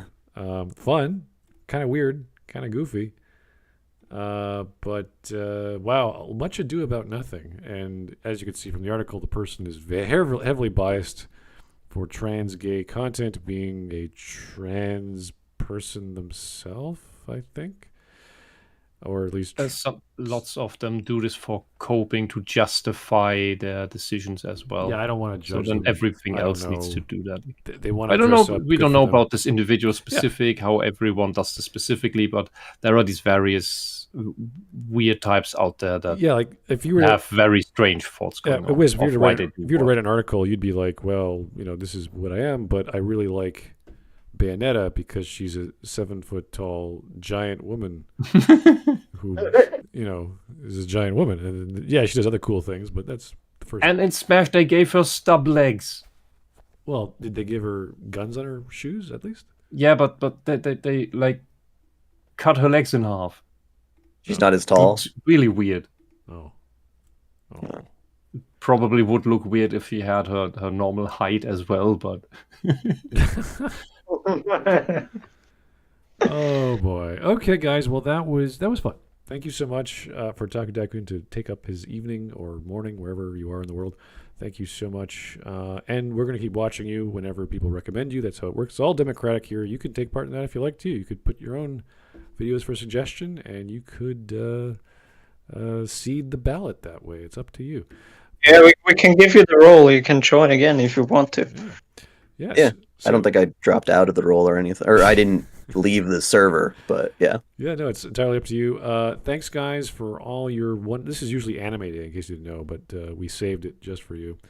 And all the Alex Halos like dudes come out of the woodwork. So luckily, it also went aside with his interest in the Fate series. Although we didn't talk about Fate too much, but yeah, it doesn't matter what stream we do. It doesn't matter what time of day. It's gonna be Alex Halo talking about Neptunia or Fate, and Yep. It just I get that. happens. It just happens. It's like a totally different video. Hey, do you know that this happened in the NGO? And you're like, what? FGO? He's like, what are you talking about? That's me playing Xenoblade to the 20 people who are always talking about Fate. I'm like, I get it. My Fate. I've kind of been typecast as the Fate guy, but I also, obviously try to make all sorts of content. Yeah, I know. Even with Weekend Warrior does a bunch of stuff, but every time on Twitter, it's always FGO, and I'm just like, okay, dude, there's other games out there. Did you see my poll? It's like, yes. What, didn't he make like a poll video recently where he tried to get Scotty and didn't get her? Oh dear. Every week it's a poll. I'm like, okay, I'm so sorry. Okay.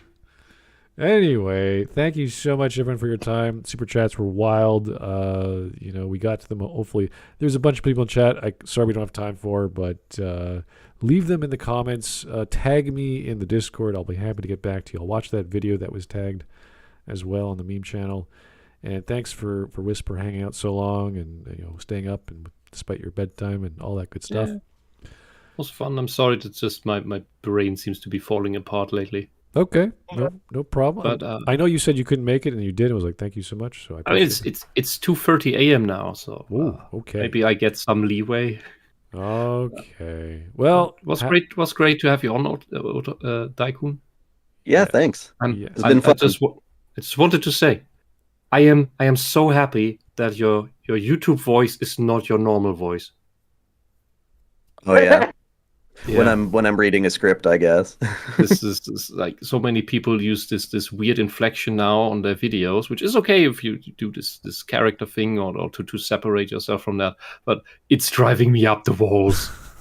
It's making my brain feel drunk when I listen to that for too long. All right. Well, guys, check out OtakuDaikun. His link to his channel is in the description of this video. If you haven't already heard of him, you probably have if you watch us, but share him around. He's a cool guy, gal, however you want to describe him. Her, him, they, she. I'm a guy who has a gender bend version as a separate character for fun. It's tough. Nothing wrong with that. With Whisp and everyone else, I'm like, what am I saying? I can't. Is that right? Oh, shit. Let me try again. No, you're Smart has to that's be what it is. careful. He's Canadian. I have a manga series to try to explain the little characters that show up, and it's it's like I summon my gender bent version, and then it's like we live together. It's kind of the joke. Okay. Alrighty. Thank you, everyone. Have yourself a great evening. We'll talk to you later. Good night.